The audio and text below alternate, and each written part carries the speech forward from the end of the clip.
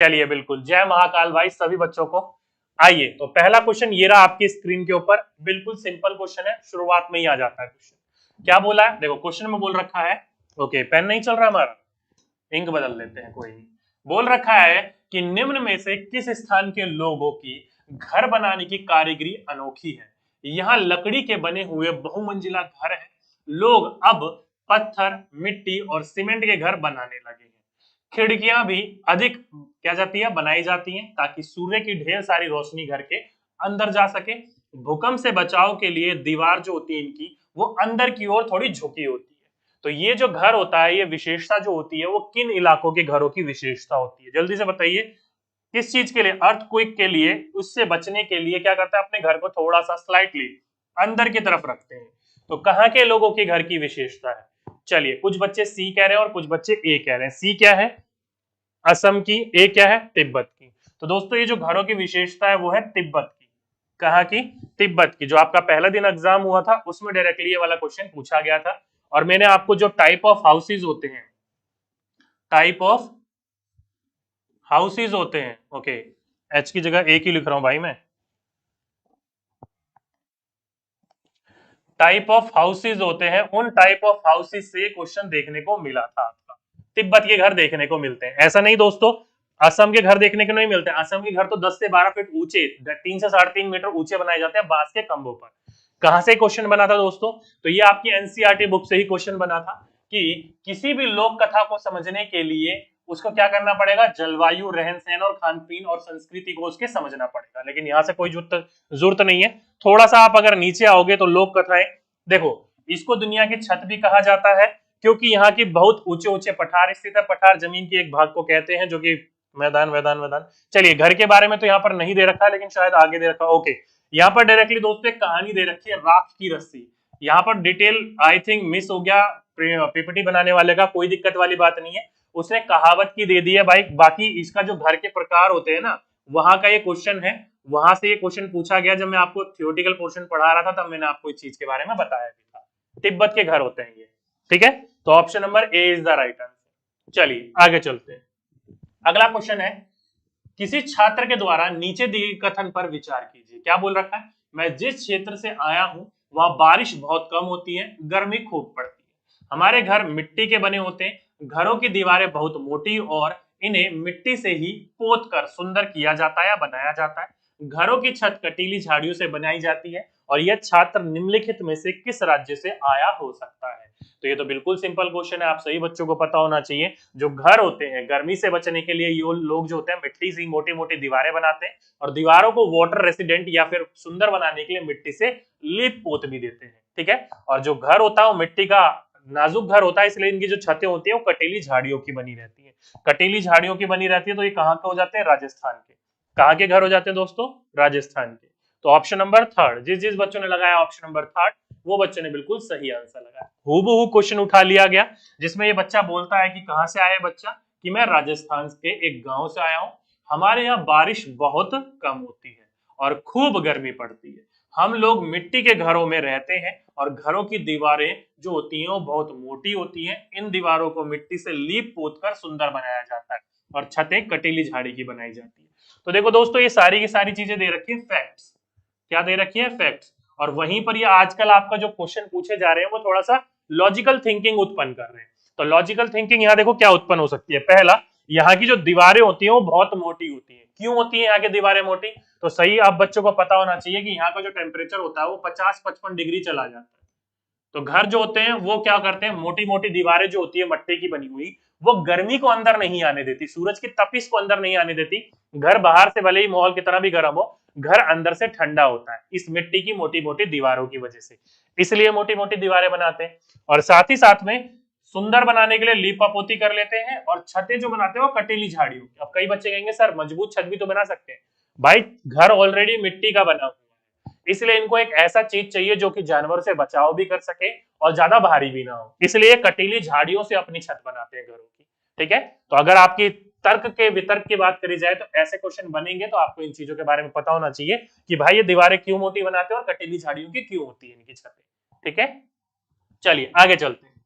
अगला क्वेश्चन पूछा गया कि निम्न पौधों में से कौन सा पौधा कीटों को जाल में फंसाकर और खा जाता है। तो आप सही बच्चों को पता होना चाहिए कि इनमें से कौन सा प्लांट है जो कीटों को, यानी कि कौन सा ऐसा प्लांट है जो कि इंसेक्ट्स को अपने अंदर जाल में फंसाकर खा लेता है। तो option A, option B, option C या फिर ऑप्शन नंबर डी। जल्दी से बताइए कौन सा बच्चा बताएगा इसका सही आंसर, जल्दी से बताइए। बिल्कुल, तो ध्यान रखिएगा, घटपर्णी पौधा जिसे आप नेफनेथीज भी बोलते हो या फिर पिचर प्लांट्स भी बोलते हो या कीट भक्षी पौधे भी बोलते हो, तो ये सारे के सारे ऐसे पौधे होते हैं जो कि कीड़ों को अपने अंदर फंसाकर खा लेते हैं। क्यों खाते हैं दोस्तों? क्योंकि सीधी सीधी सी बात है, जो इनकी मिट्टी है, जो इनका सॉइल है, सॉइल से इनको प्रॉपर तरीके से न्यूट्रिशन नहीं मिल पाता है, जिस वजह से ये कीटों को खाकर अपने न्यूट्रिशन की जो अधूरी क्षमता होती है उसको पूरा करते हैं। वहीं पर ही अमरबेल, वहीं पर ही अमरबेल, अमरबेल पौधे की क्या विशेषता, कोई बच्चा मुझे बता सकता है? अमरबेल मैंने आपको पढ़ाया था, इस पेड़ की क्या विशेषता है, कोई मुझे बच्चा बता सकता है? अमरबेल की क्या विशेषता? अब तक ये क्वेश्चन आपके एग्जाम में देखने को नहीं मिला, इसका मतलब ये नहीं है कि आगे भी देखने को नहीं मिलेगा। ठीक है, क्या विशेषता है, कोई बच्चा मुझे बता सकता है अमरबेल की? जल्दी से बताइए। थैंक यू राकेश कुमार मेरे भाई। अमरबेल की क्या विशेषता है? अगली बार क्वेश्चन में पूछा जाएगा तो क्या बोलोगे जवाब में?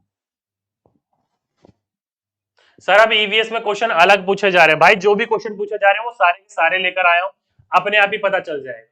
बिल्कुल दोस्तों, अमरबेल जो है ये परजीवी पौधा है, पैरासाइट प्लांट है। ये जो है दूसरे प्लांटों के ऊपर फलता फूलता और उनके न्यूट्रिशन को चूस कर अपने आप की बढ़ोतरी करता है और दूसरे पेड़ का सुखा देता है। तो अमरबेल की ये विशेषता, अगली बार पूछा जाएगा कि निम्नलिखित में से कौन सा प्लांट पैरासाइट यानी परजीवी पौधा है, तो अमरबेल ऑप्शन में जरूर मिलेगा, आपको ध्यान रखिएगा।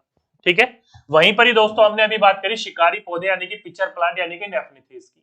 आप सही बच्चों को पता होगा कि कुछ पौधे जो होते हैं वो ऐसे होते हैं जो कि चूहों, मेंढकों, कीड़े मकोड़ों और छोटे जीवों का शिकार करते हैं। क्या करते हैं? चूहे, मेंढकों, कीड़े मकोड़े और छोटे जीवों का शिकार करते हैं। इनमें जो हमारा नेफनेथीज है, ध्यान रखिएगा, ये सबसे ज्यादा मशहूर है। बाकी सेराडोनिया है, वीनस फ्लाई ट्रैप है, जिसे डेरोसिनिया भी कहा जाता है, बहुत सारे प्लांट है। ठीक है, इनमें जो सबसे ज्यादा फेमस है वो नेफ्रेथीज है, जो कि इस प्रकार का दिखाई देता है, जो कि कहां कहां पाया जाता है दोस्तों? तो ऑस्ट्रेलिया में पाया जाता है, इंडोनेशिया में पाया जाता है और भारत के हमारे मेघालय राज्य में पाया जाता है। यानी कि ये एक ऐसे इलाकों में पाया जाता है जहां पर नाइट्रोजन की मात्रा भरपूर हो, नाइट्रोजन की मात्रा भरपूर होती है, उस वातावरण में अच्छे से फल फूल जाते हैं और इनका आकार जो होता है वो लंबे घड़े जैसा होता है, जिसके ऊपर क्या लगा रहता है? एक पत्ती का ढक्कन लगा रहता है, जैसे कि आप यहाँ पर ये देख रहे हो। ये अपने अंदर से, घड़े के अंदर से खास खुशबू निकाल रहा होता है दोस्तों। क्या निकाल रहा होता है? खास खुशबू निकाल रहा होता है, और जिसकी वजह से ये जो होते हैं इसके अंदर कीड़े खींचे के चले आते हैं और नीचे की तरफ एक गीला गीला सा पदार्थ होता है, जैसे इसके अंदर कोई कीड़ा आता है तो फिसल के इसके अंदर गिर जाता है और धीरे धीरे उसको क्या कर लेता है? ये डाइजेस्ट कर लेता है। क्या कर लेता है? डाइजेस्ट कर लेता है। और इसी तरीके से ये पौधे देखो कितनी चतुराई से शिकार करते हैं। ठीक है, तो अगली बार कुछ भी पूछा जाएगा तो पता होना चाहिए इस चीज के बारे में। चलिए आगे बात करते हैं, भारत का सबसे बड़ा रेल मार्ग कौन सा है? लीजिए जल्दी से बताइए, लार्जेस्ट रेल रूट पूछा है इंडिया का, फटाफट बताइए। ऑप्शन नंबर ए, कश्मीर से बेंगलोर, डिब्रूगढ़ से कन्याकुमारी, मिजोरम से गुजरात या महाराष्ट्र से मणिपुर। ध्यान रखिएगा, सबसे बड़ा रेलवे मार्ग पूछा गया। क्या पूछा गया? सबसे बड़ा रेलवे मार्ग। ओके, जल्दी से बताइए कौन सा बच्चा बताएगा? ऑप्शन ए, बी, सी या फिर डी? चलिए बच्चे कह रहे हैं बी। क्या है? डिब्रूगढ़ से कन्याकुमारी। बिल्कुल भाई, डिब्रूगढ़ से जो कन्याकुमारी है ये हमारे भारतीय रेलवे का सबसे बड़ा रेल रूट माना जाता है। तो ऑप्शन नंबर जिस जिस बच्चों ने लगाया सेकंड, वो बच्चों ने बिल्कुल सही आंसर लगाया। इसके अलावा और क्या क्या आपको याद रखने की जरूरत है जो कि पूछा जा सकता है? तो ध्यान रखिएगा, भारतीय रेल की स्थापना जो हुई थी ना, वो 1853 में हुई थी। कब हुई थी? 1853 में हुई थी, जिसमें जो सबसे पहली रेलवे चली थी वो 34 किलोमीटर लंबी चली थी, जो कि मुंबई से थाने के बीच चली थी। कहां से चली थी? मुंबई से थाने के बीच में चली थी। और वहीं पर ही जो अभी मैंने रूट बताया, डिब्रूगढ़ से, कहां से? आसाम के डिब्रूगढ़ से कन्याकुमारी तक, तमिलनाडु के, ये सबसे बड़ा रेल रूट माना जाता है हमारे भारत का, जो कि कितने किलोमीटर का है? तो 4263 किलोमीटर का। कितना? 4263 किलोमीटर का सबसे बड़ा लंबा रूट है। वहीं पर से कटरा से कन्याकुमारी का जो रूट है वो दूसरा सबसे लंबा रूट है, जो कि क्या वो कितने किलोमीटर का है?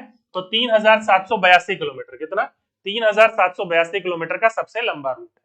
ठीक, इसके विपरीत कोई भी आपका क्वेश्चन पूछा जाएगा तो वो आपको पता होना चाहिए। हम प्रीवियस ईयर क्वेश्चन भी पूछेंगे दोस्तों, और उससे रिलेट आपका जो भी न्यू क्वेश्चन बन सकता है उसको भी करते हुए चलेंगे, ताकि आपकी प्रैक्टिस साथ साथ में होती रहे। ठीक, आइए आगे चलते हैं। अगला क्वेश्चन क्या बोल रखा है, निम्न में से उस समूह को चुनिए जिसमें विटामिन सी प्रचुर मात्रा में होगी। तो विटामिन सी आप सभी बच्चों को पता है किस चीज के लिए चाहिए होता है, तो विटामिन डी चाहिए होता है हमें भोजन को पचाने के लिए, और विटामिन सी चाहिए होता है हमें हमारे शरीर की इम्यूनिटी पावर को बढ़ाने के लिए, रोगों से लड़ने के लिए।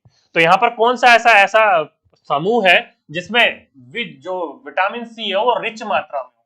तो आप सभी बच्चों को पता होगा जितने भी खट्टे फल हैं, जितने भी खट्टे सब्जियां हैं, उन सभी में विटामिन सी की भरपूर मात्रा होती है। बच्चे कह रहे हैं डी होगा, डी क्या है भाई, ब्रोकली, स्ट्रॉबेरी एंड नींबू। बिल्कुल दोस्तों, दूध गलत हो गया, सोयाबीन गलत हो गया, सोयाबीन गलत हो गया, जो कि थोड़ा बहुत आप सभी बच्चों को पता है कैल्शियम एंड प्रोटीन का भरपूर स्रोत होता है ये। विटामिन सी की बात करी गई थी तो ऑप्शन नंबर 4, तो ब्रोकली जो होती है, और जब भी आप खाओगे कभी ब्रोकली खाकर देखिएगा, हरी गोभी जो होती है उसे कभी खाया होगा तो आपको पता होगा, नहीं खाया तो खाकर देखिएगा, थोड़ा थोड़ा ना खट्टा खट्टा सा लगता है खाने पे, बाकी गोभियों से इसका स्वाद काफी अलग होता है। ठीक है, वहीं पर स्ट्रॉबेरी और नींबू तो खट्टे होते ही, आप सही बच्चों को पता है, इनमें भरपूर मात्रा में विटामिन सी की देखने को मिलता है। ठीक, आगे चलते हैं। ये देखो कुछ सूत्र लिख रखे हैं मैंने किस चीज के, तो वो आपको पता होना चाहिए। जैसे कि ये किस चीज के स्रोत है दोस्तों, तो ये है स्रोत प्रोटीन के। ए वाला जो है ये है स्रोत प्रोटीन के। ये जो पूरे के पूरे देख रहे हो आप, ये किस चीज के स्रोत है, प्रोटीन के। जिसमें क्या क्या है देखो, पहला आ जाता है मटर। मटर किसका स्रोत है दोस्तों, प्रोटीन का।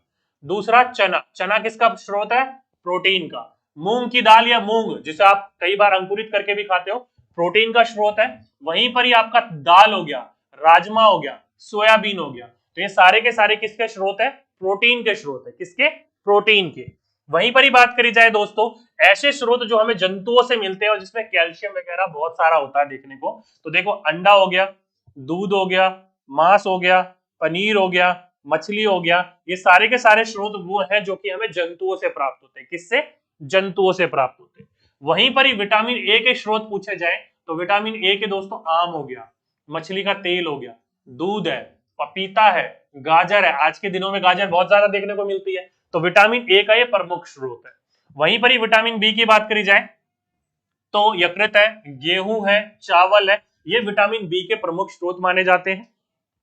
और जो हमने अभी बात करी विटामिन सी की, तो इसमें भाई खट्टा टमाटर हो गया, संतरा हो गया, अमरूद हो गया, मिर्च हो गए, नींबू हो गए, आंवला हो गए, साथ ही साथ में ब्रोकली हो गई, सारे के सारे वो है जो कि हमारे विटामिन सी के भरपूर स्रोत माने जाते हैं। किसके, विटामिन सी के भरपूर स्रोत माने जाते हैं। तो अगली बार कोई भी पूछा जाए vitamin A, vitamin B, calcium जो हमें जंतुओं से प्राप्त होते हैं वो, या फिर जो हमें पदार्थों से प्राप्त होते हैं वो सारे के सारे आप सभी बच्चों को पता होने चाहिए कि कौन कौन से स्रोत है। ठीक है, चलिए आगे चलते हैं। आगे चलें तो दोस्तों एक आपका यहाँ से क्वेश्चन जरूर पूछा जा रहा है कि विटामिन जो है हमारे शरीर के लिए किस लिए आवश्यकता होती है इसकी, तो ये हमें रोगों से बचाता है। किससे बचाता है, रोगों से हमारी रक्षा करता है, इम्यूनिटी पावर को बढ़ाता है। जब भी कोई हमारे शरीर के अंदर रोग आता है तो ये उससे लड़ता है और हमारे शरीर का प्रोटेक्ट करता है। हमारे शरीर को क्या करता है, हमारे शरीर को प्रोटेक्ट करता है। और विटामिन सी की कमी से ही हमारे शरीर के अंदर स्कर्वी का एक रोग कहलाता है, जो कि आपने देखा होगा दांतों के मसूड़ों में से खून निकलना। क्या निकलना, खून निकलना। तो अगर किसी व्यक्ति का विटामिन सी का कम है शरीर के अंदर, तो मसूड़ों के अंदर से खून निकलेगा, उसे ही स्कर्वी कहा जाता है। ये विटामिन सी की कमी से एक रोग देखने को मिलता है।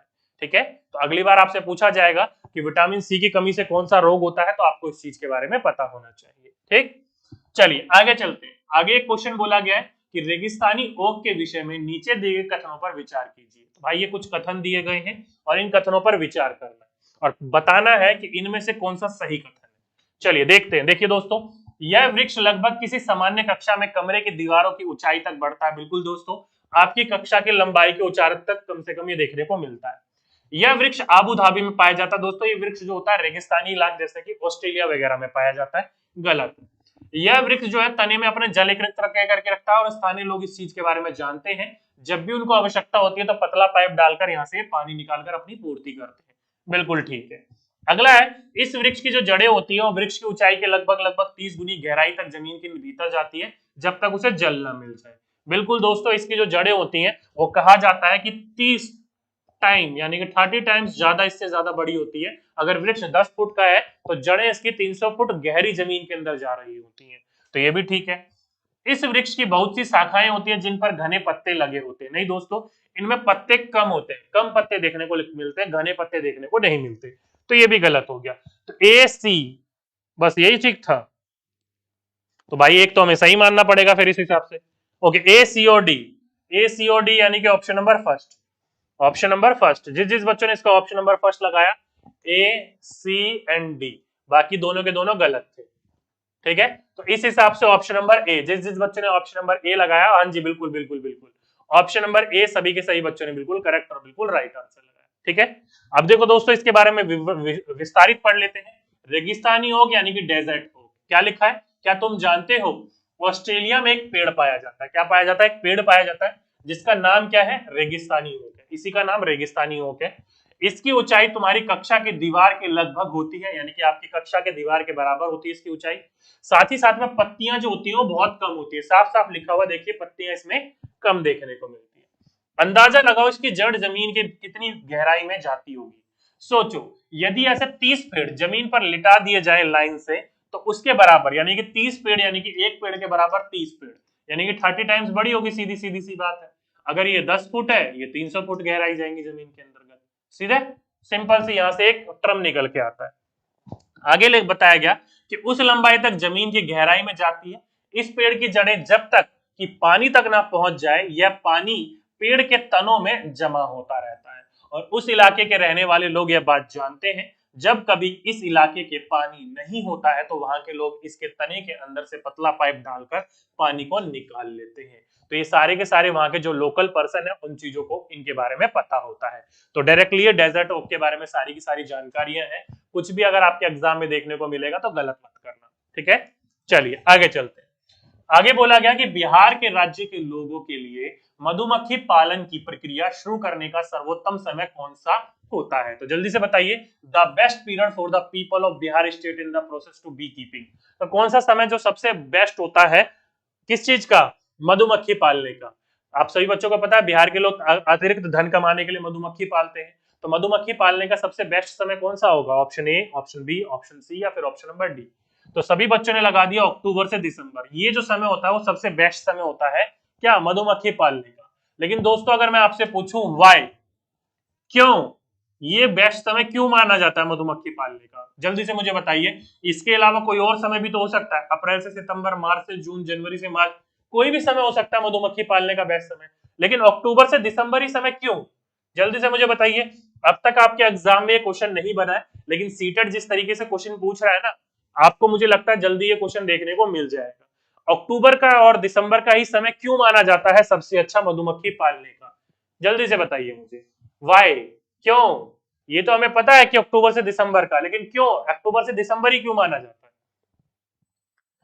अक्टूबर से दिसंबर में लीची के फूल खिलते हैं, अरे नहीं भाई, अक्टूबर से दिसंबर में लीची के फूल नहीं खिलते, वो फरवरी में खिलते हैं। अब लीची के फूल आप सही बच्चों को पता है सबसे ज्यादा लुभाते हैं मधुमक्खियों को, तो वो तो उस समय देखा जाए तो फरवरी में सबसे बेस्ट समय है ना, उनको शायद सबसे ज्यादा वहां पर देखने को मिलेगा। बिल्कुल बिल्कुल, इस समय मधुमक्खियां क्या करती हैं, अंडे देती है, क्या देती है, अंडे, एग्स देती है। तो अंडे देंगे तो सीधी सीधी सी बात है बच्चे होंगे, और बच्चे होंगे तो सीधी सीधी सी बात है ज्यादा से ज्यादा ये लोग खाना इकट्ठा करेंगे। इसलिए इस समय जो होता है वो सबसे ज्यादा मधुमक्खी पालने का बेस्ट समय होता है। ठीक है, लीची से नहीं होता, लीची फरवरी के महीने में खिलती है भाई, लीची के फूल जो होते हैं वो फरवरी महीने में खिलते हैं, ये अंडे देते हैं इस समय। इसलिए जैसे कि देखो ट्रेनिंग के दौरान जो कि अनिता कुशवाहा थी, उसको पता चला कि अक्टूबर से दिसंबर का जो समय होता है वो मधुमक्खी किसका समय होता है, अंडे देने का समय होता है। और मधुमक्खी पालन शुरू करने का सबसे बेस्ट समय जो होता है वो यही होता है, क्योंकि जब वो अंडे देंगी तो ज्यादा अंडे होंगे तो बच्चे भी होंगे, और बच्चे होंगे तो साथ ही साथ में वो शहद भी इकट्ठा ज्यादा करेंगे, इसलिए सबसे बेस्ट समय माना जाता है। ठीक है, चलिए आगे चलते हैं। आगे बोला गया है कि नीचे दिए गए कथनों में से अल बरूनी जो कि एक विद्वान थे और जिन्होंने हमारे देश का भ्रमण हजारों वर्ष से भी पूर्व पहले किया था, के बारे में सही कथन को चुनिए। तो 4 कथन, 5 कथन दे रखे और नीचे 4 ऑप्शन दे रखे हैं। चलिए चुनाव करते हैं। रानी मक्खी अंडे देती है, श्रमिक मधुमक्खियां काम करती हैं, नर मधुमक्खियों का कुछ खास काम नहीं होता। बिल्कुल दोस्तों, आप सही बच्चों को ये सारी चीजें बहुत अच्छे से पता है। ठीक है, आगे चलते हैं। देखिए पहला बिंदु, वह यात्री थे जिन्होंने हमारे देश का भ्रमण किया और प्रेक्षण किया, उसके बारे में लिखा। बिल्कुल भाई, वह कहां से आए थे? उज्बेकिस्तान से आए थे। कहां से? उज्बेकिस्तान से आए थे, ना कि अफगानिस्तान से आए थे। गलत हो गया। आगे बोला है उन्होंने उन चीजों के बारे में लिखा जो उन्हें अपने देश से भिन्न लगी। बिल्कुल दोस्तों सही है। उनकी पुस्तक में हम अपने देश के भूतकाल और सांस्कृतिक विरासत बारे में बहुत कुछ जानकारी प्राप्त कर सकते हैं। बिल्कुल ठीक है। उन्होंने विशेष रूप से हमारे देश के लोगों के तालाब बनाने की कुशलताओं का उल्लेख किया था। बिल्कुल सही है। तो इस हिसाब से ए, सी, डी और ई ये तीनों के तीनों सही है। ए, सी, डी और ई यानी कि ऑप्शन नंबर थर्ड। तो भाई जिस जिस बच्चों ने इसका ऑप्शन नंबर थर्ड लगाया वो बच्चों ने बिल्कुल करेक्ट और बिल्कुल राइट आंसर लगाया। क्या? Third is the right answer. क्योंकि जो अलबरूनी थे उनको अपने देश से जो भी अलग अलग चीज लगी, जैसे कि तालाब बनाना, क्योंकि वैसे रेगिस्तानी इलाका है उज्बेकिस्तान, तो हमारे भारत में तालाब बनाने के लिए लोग बड़े माहिर थे, तो तालाब बनाते हुए जब उन्होंने देखा तो इसके बारे में उन्होंने अपनी किताब में लिखा। तो ऑप्शन नंबर थर्ड, जिस जिस बच्चों ने थर्ड लगाया बच्चों ने बिल्कुल करेक्ट और बिल्कुल राइट आंसर लगाया। जैसे कि ये देखो, ये रहा अलबरूनी के बारे में क्या लिखा है, देखिए। 1000 से भी ज्यादा साल पहले एक यात्री भारत आए, इनका नाम था अलबरूनी।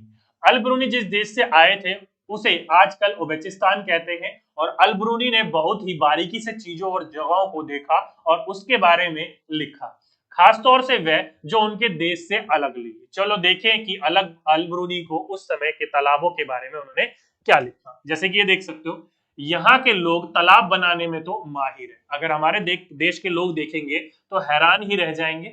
बहुत ही बड़े बड़े भारी पत्थरों को लोहे के कुंडों और सरियों से जोड़कर तालाबों के चारों तरफ चबूतरे बनाए जाते थे, और इन चबूतरों के बीच में ऊपर से नीचे जाती हुई सीढ़ियों की लंबी कतारें होती है। लोगों के उतरने चढ़ने के लिए रास्ते अलग अलग होते हैं, और यह कभी यहाँ पर कभी भी भीड़ लगने की परेशानी नहीं होती है। तो ये सारी की सारी चीजें आपने तो बच्चों कई बार पढ़ रखी होगी, कोई दिक्कत नहीं है, सभी बच्चों को ये चीजें रटी हुई होंगी। ठीक है, लेकिन इसके अतिरिक्त कुछ चीजें और हैं, जैसे कि इतिहास पढ़ने वाले जो होते हैं आजकल, इन्हीं की किताबों को एज ए प्रेफरेंस के रूप में, यानी कि एक तरीके के सबूत के रूप में लेते हैं कि हमारा भारत पहले क्या था। तो इतिहास किसी को समझना है तो पुराने समय में जो लिखे गए थे उनके बारे में पूछा गया जो होना चाहिए। ओके, साथ ही साथ में दोस्तों एक डाक टिकट जारी करी गई थी। क्या? ये क्वेश्चन पूछा जा सकता है, ध्यान रखिएगा। एक डाक टिकट जारी करी गई थी, किस रूप में? तो 1000 जन्म दिवस पूरा होने पर, कितने होने पर? इनके 1000 साल, कितने? 1000 साल पूरे होने पर, भारत में जब ये आए थे 1000 साल पूरे होने पर, कब? तो 1973 में। कब? 1973 में एक डाक टिकट जारी करा गया था, जो कि डाक टिकट देखो कुछ इस प्रकार का दिखाई देता है। ये भारत सरकार ने जारी करा था। ठीक है, तो पूछा जाएगा आपसे तो आपको इस चीज के बारे में पता होना चाहिए। ठीक है, समझ गए सही बच्चे? हाँ जी, ये डाक टिकट कब जारी करा था? तो 1973 में करा था। ओके, चलिए आगे चलते हैं। अगला क्वेश्चन क्या बोला है?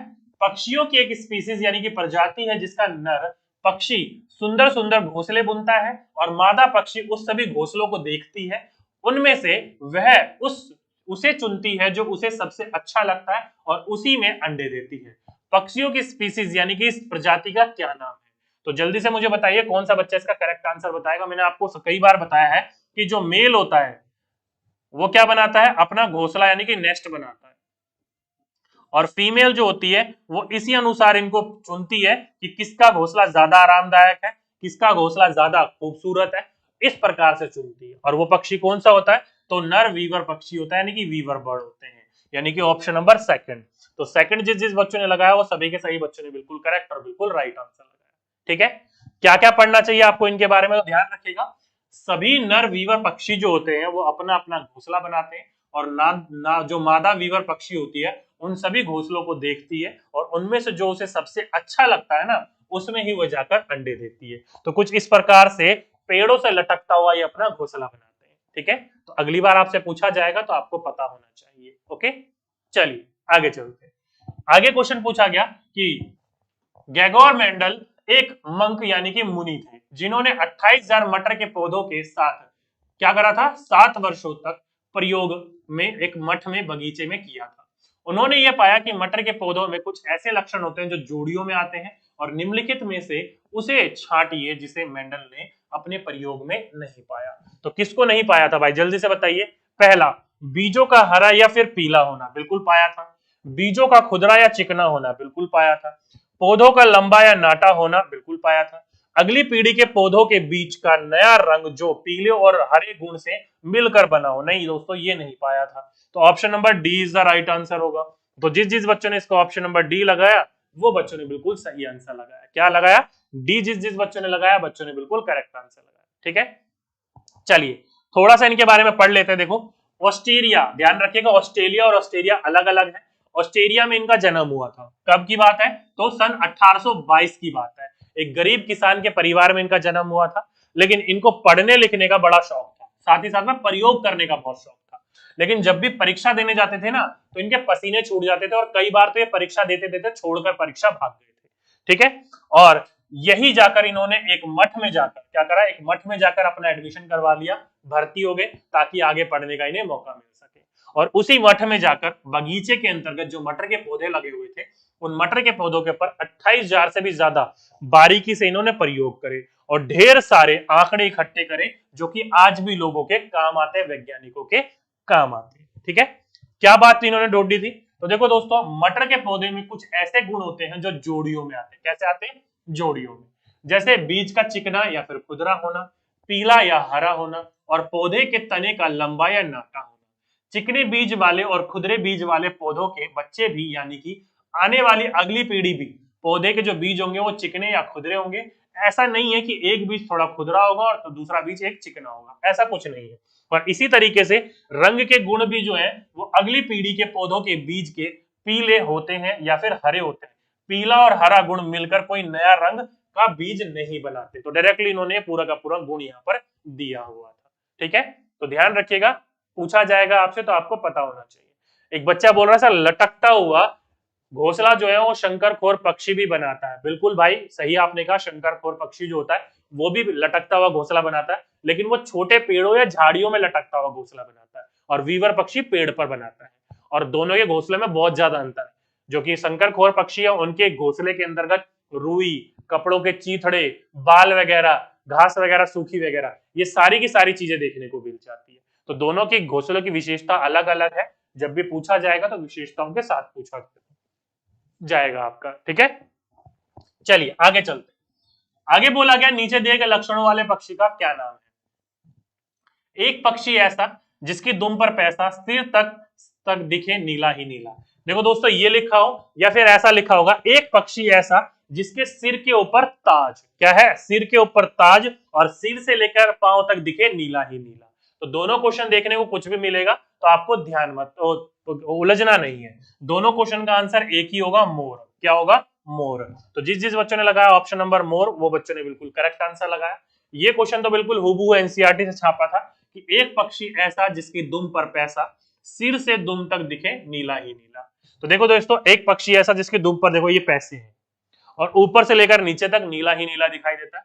अगर आपसे पूछ लिया जाए एक पक्षी ऐसा जिसके सिर के ऊपर ताज है, तो देखो ये सिर के ऊपर जो बना हुआ है कलगी सी, वो कलगी ही क्या कहलाती है, मोर का ताज कहलाती है। तो ताज होगा तो भी टेंशन नहीं लेनी है आपको। ठीक है, आगे चलते हैं।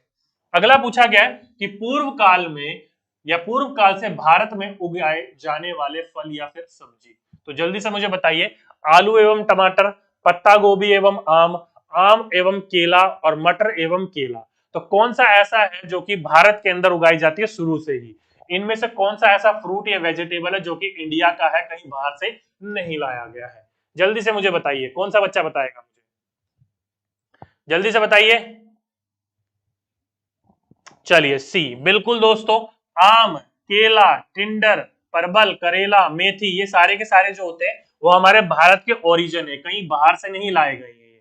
तो ये सारे के सारे क्या है, भारतीय मूलवास के हैं। तो ऑप्शन नंबर थर्ड, जिस जिस बच्चों ने थर्ड लगाया वो बच्चों ने बिल्कुल करेक्ट और बिल्कुल राइट आंसर लगाया। आप सही बच्चों को पता है, मैंने एक कहावत पढ़ाई थी आपको, कौन सा, आलू मिर्ची चाय जी कौन कहां से आया जी। तो यहीं पर ये सारी की सारी चीजें लिखी हुई थी। तो यहीं पर देखोगे तो बैंगन हो गया, मूली हो गया, सेम हो गया, करेला हो गया, आम हो गया, संतरा हो गया, बेर हो गया, केला हो गया, पालक, परवल, टिंडा, मेथी, ये सारी की सारी जो चीजें हैं वो भारत की मूल की है। कहाँ की है, हमारे अपने प्यारे इंडिया की है, कहीं और की नहीं है। इंडिया में ही इनका पूरा का पूरा क्या हुआ था, ओरिजिन हुआ था। तो अगली बार आपसे पूछ लिया जाएगा भारतीय मूलवास के कौन कौन से हैं, तो बैंगन, मूली, सेम, करेला, आम, संतरा, बेर, केला, पालक, परवल, टिंडा, मेथी, ये सारे के सारे हमारे भारतीय हैं, कहीं बाहर से नहीं आए थे। ठीक है, इंपॉर्टेंट है, ध्यान रखिएगा। आगे चलते, आगे बोला गया कि नीचे दिए गया कौन सा जंतु भालू जैसा दिखता है परंतु भालू नहीं है। यह दिन के लगभग 17 घंटे वृक्षों की शाखाओं से उल्टा लटक कर सोकर बिताता है और उसी वृक्ष की पत्तियों को खाता है। और इस जंतु की औसत आयु 40 वर्ष तथा अपने पूरे जीवन में यह मुश्किल से 8 वृक्षों पर ही घूमता है। तो जल्दी से बताइए कौन सा बच्चा इसका करेक्ट आंसर लगाएगा। बिल्कुल सिंपल सा क्वेश्चन है, इतनी देर में आप लोगों को लग जाना चाहिए। पांडा, अरे पांडा कहां से लगा दिया भाई तुमने, स्लॉथ होगा। क्या होगा? स्लॉथ। तो जिस जिस बच्चों ने लगाया इसका ऑप्शन नंबर 4 स्लॉथ, वो बच्चों ने बिल्कुल करेक्ट और बिल्कुल राइट आंसर लगाया, क्योंकि ये सारी की सारी विशेषताएं किसकी है? हमारे दुनिया के सबसे सुस्त जीव स्लॉथ के बारे में है। अब सब कई बच्चों को मैंने कई बार पढ़ाया इस चीज के बारे में कि दिखता कैसा है, भालू जैसा दिखता है। कितने घंटे सोता है पेड़ से उल्टा सिर लटकाकर? 17 घंटे सिर लटकाकर मस्की से सोता है। और जिस पेड़ पर रहता है उसी पेड़ की पत्तियां खाकर ये जीवित रहता है, इसलिए इसको कहीं और जाने की जरूरत नहीं पड़ती। और ये पेड़ के जब तक सारे के सारे पत्ते ना खा ले जब तक दूसरे पेड़ पर नहीं जाता है। अपने पूरे 40 वर्ष की जिंदगी में, कितने वर्ष का होता है ये? 40 वर्ष तक जीता है। तो 40 वर्ष की जिंदगी में केवल मुश्किल से 8 पेड़ पर ही जाने की तकलीफ उठाता है। और ये इतना सुस्त होता है केवल एक ही बार हफ्ते में नीचे उतरता है मलमूत्र करने के लिए। तो ये भी पूछा जाए अगली बार तो आपको इस चीज के पता होना चाहिए कि हफ्ते में कितनी बार उतरता है ये सुस्त जीव, जमीन पर आता है मलमूत्र करने के लिए। ओके, चलिए आगे चलते हैं। आगे बोला गया कि किस राज्य में झूम खेती की प्रथा सामान्य है। तो झूम खेती की बात करी गई है। देखो दोस्तों, झूम खेती की बात करी जाए, शिफ्टिंग कल्टीवेशन की बात करी जाए, या फिर स्थानांतरित खेती की बात करी जाए, तो ये सारे के सारे क्वेश्चन एक ही प्रकार से पूछे जाने का प्रयास कर रहा है आपसे। ठीक है, तो ध्यान रखिएगा सही आंसर क्या होगा इसका? मिजोरम। मिजोरम में झूम खेती यानी कि स्थानांतरित खेती करी जाती है। एक खेती से कुछ भी फसल लेने के बाद कुछ सालों तक उसको छोड़ दिया जाता है, इसलिए उसको स्थानांतरित खेती कहा जाता है। तो ऑप्शन नंबर सेकंड, जिस जिस बच्चों ने मिजोरम लगाया वो सभी के सही बच्चों ने बिल्कुल राइट और बिल्कुल करेक्ट आंसर लगाया। ठीक है, कई बार मैं आप लोगों को बता चुका हूं झूम खेती, आप सही बच्चों को पता होगा। झूम खेती का तरीका जो है वो निराला है। क्यों? क्योंकि एक फसल काटने के बाद जमीन को कुछ सालों तक आराम करने देते हैं, उसमें खेती नहीं करते हैं। और इस जगह पर जो बांस एवं खरपतवार जो उग जाते हैं उसको उखाड़ते नहीं है, बस गिराकर उसको जला देते हैं और फिर उस पर खेती करते हैं। जुताई नहीं करते, हल्की सी जमीन को ऊपर से फफोल से देते हैं, हिला देते हैं, गहरी जुताई नहीं करते। तो ये झूम खेती की विशेषता है। ठीक है, चलिए आगे चलते हैं। अगला क्वेश्चन, भारत के किन राज्यों के समूह में से कर्क रेखा गुजरती है? तो आप सही बच्चों को पता है भारत के बिल्कुल बीचों बीच से कर्क रेखा गुजरती है, जो कि 8 राज्यों से, कितने राज्यों से? 8 राज्यों से होकर गुजरती है। तो कौन कौन से 8 राज्य हैं वो आपको पता होने चाहिए। गुजरात से शुरू होता है और एंड तक जाता है त्रिपुरा मिजोरम से। ठीक है, तो जल्दी से मुझे बताइए कौन सा बच्चा इसका करेक्ट आंसर लगाएगा। उत्तर प्रदेश से नहीं दोस्त, नहीं गुजरती है। ठीक है, वहीं पर ही बात करी जाए उत्तर प्रदेश से नहीं गुजरती है, वहीं पर ही बात करी जाए आंध्र प्रदेश से तो नहीं गुजरती है। तो 3 तो यहीं पर ही कट गए। अब जब 3 कट गए तो भाई बचा एक ही ऑप्शन, ऑप्शन नंबर सेकंड। जिस जिस बच्चों ने इसको ऑप्शन नंबर सेकंड लगाया वो सभी के सही बच्चों ने बिल्कुल करेक्ट और बिल्कुल राइट आंसर लगाया। ठीक है, छत्तीसगढ़, गुजरात और झारखंड ये राज्य हैं जो कि 3, जो कि जहां से कर्क रेखा, ट्रॉपिक ऑफ कैंसर वो गुजरती है। अब ये 8 राज्य कौन कौन से हैं? तो आपको एक सीक्वेंस में यहां से यहां तक आपको एक सीक्वेंस में याद रखना है।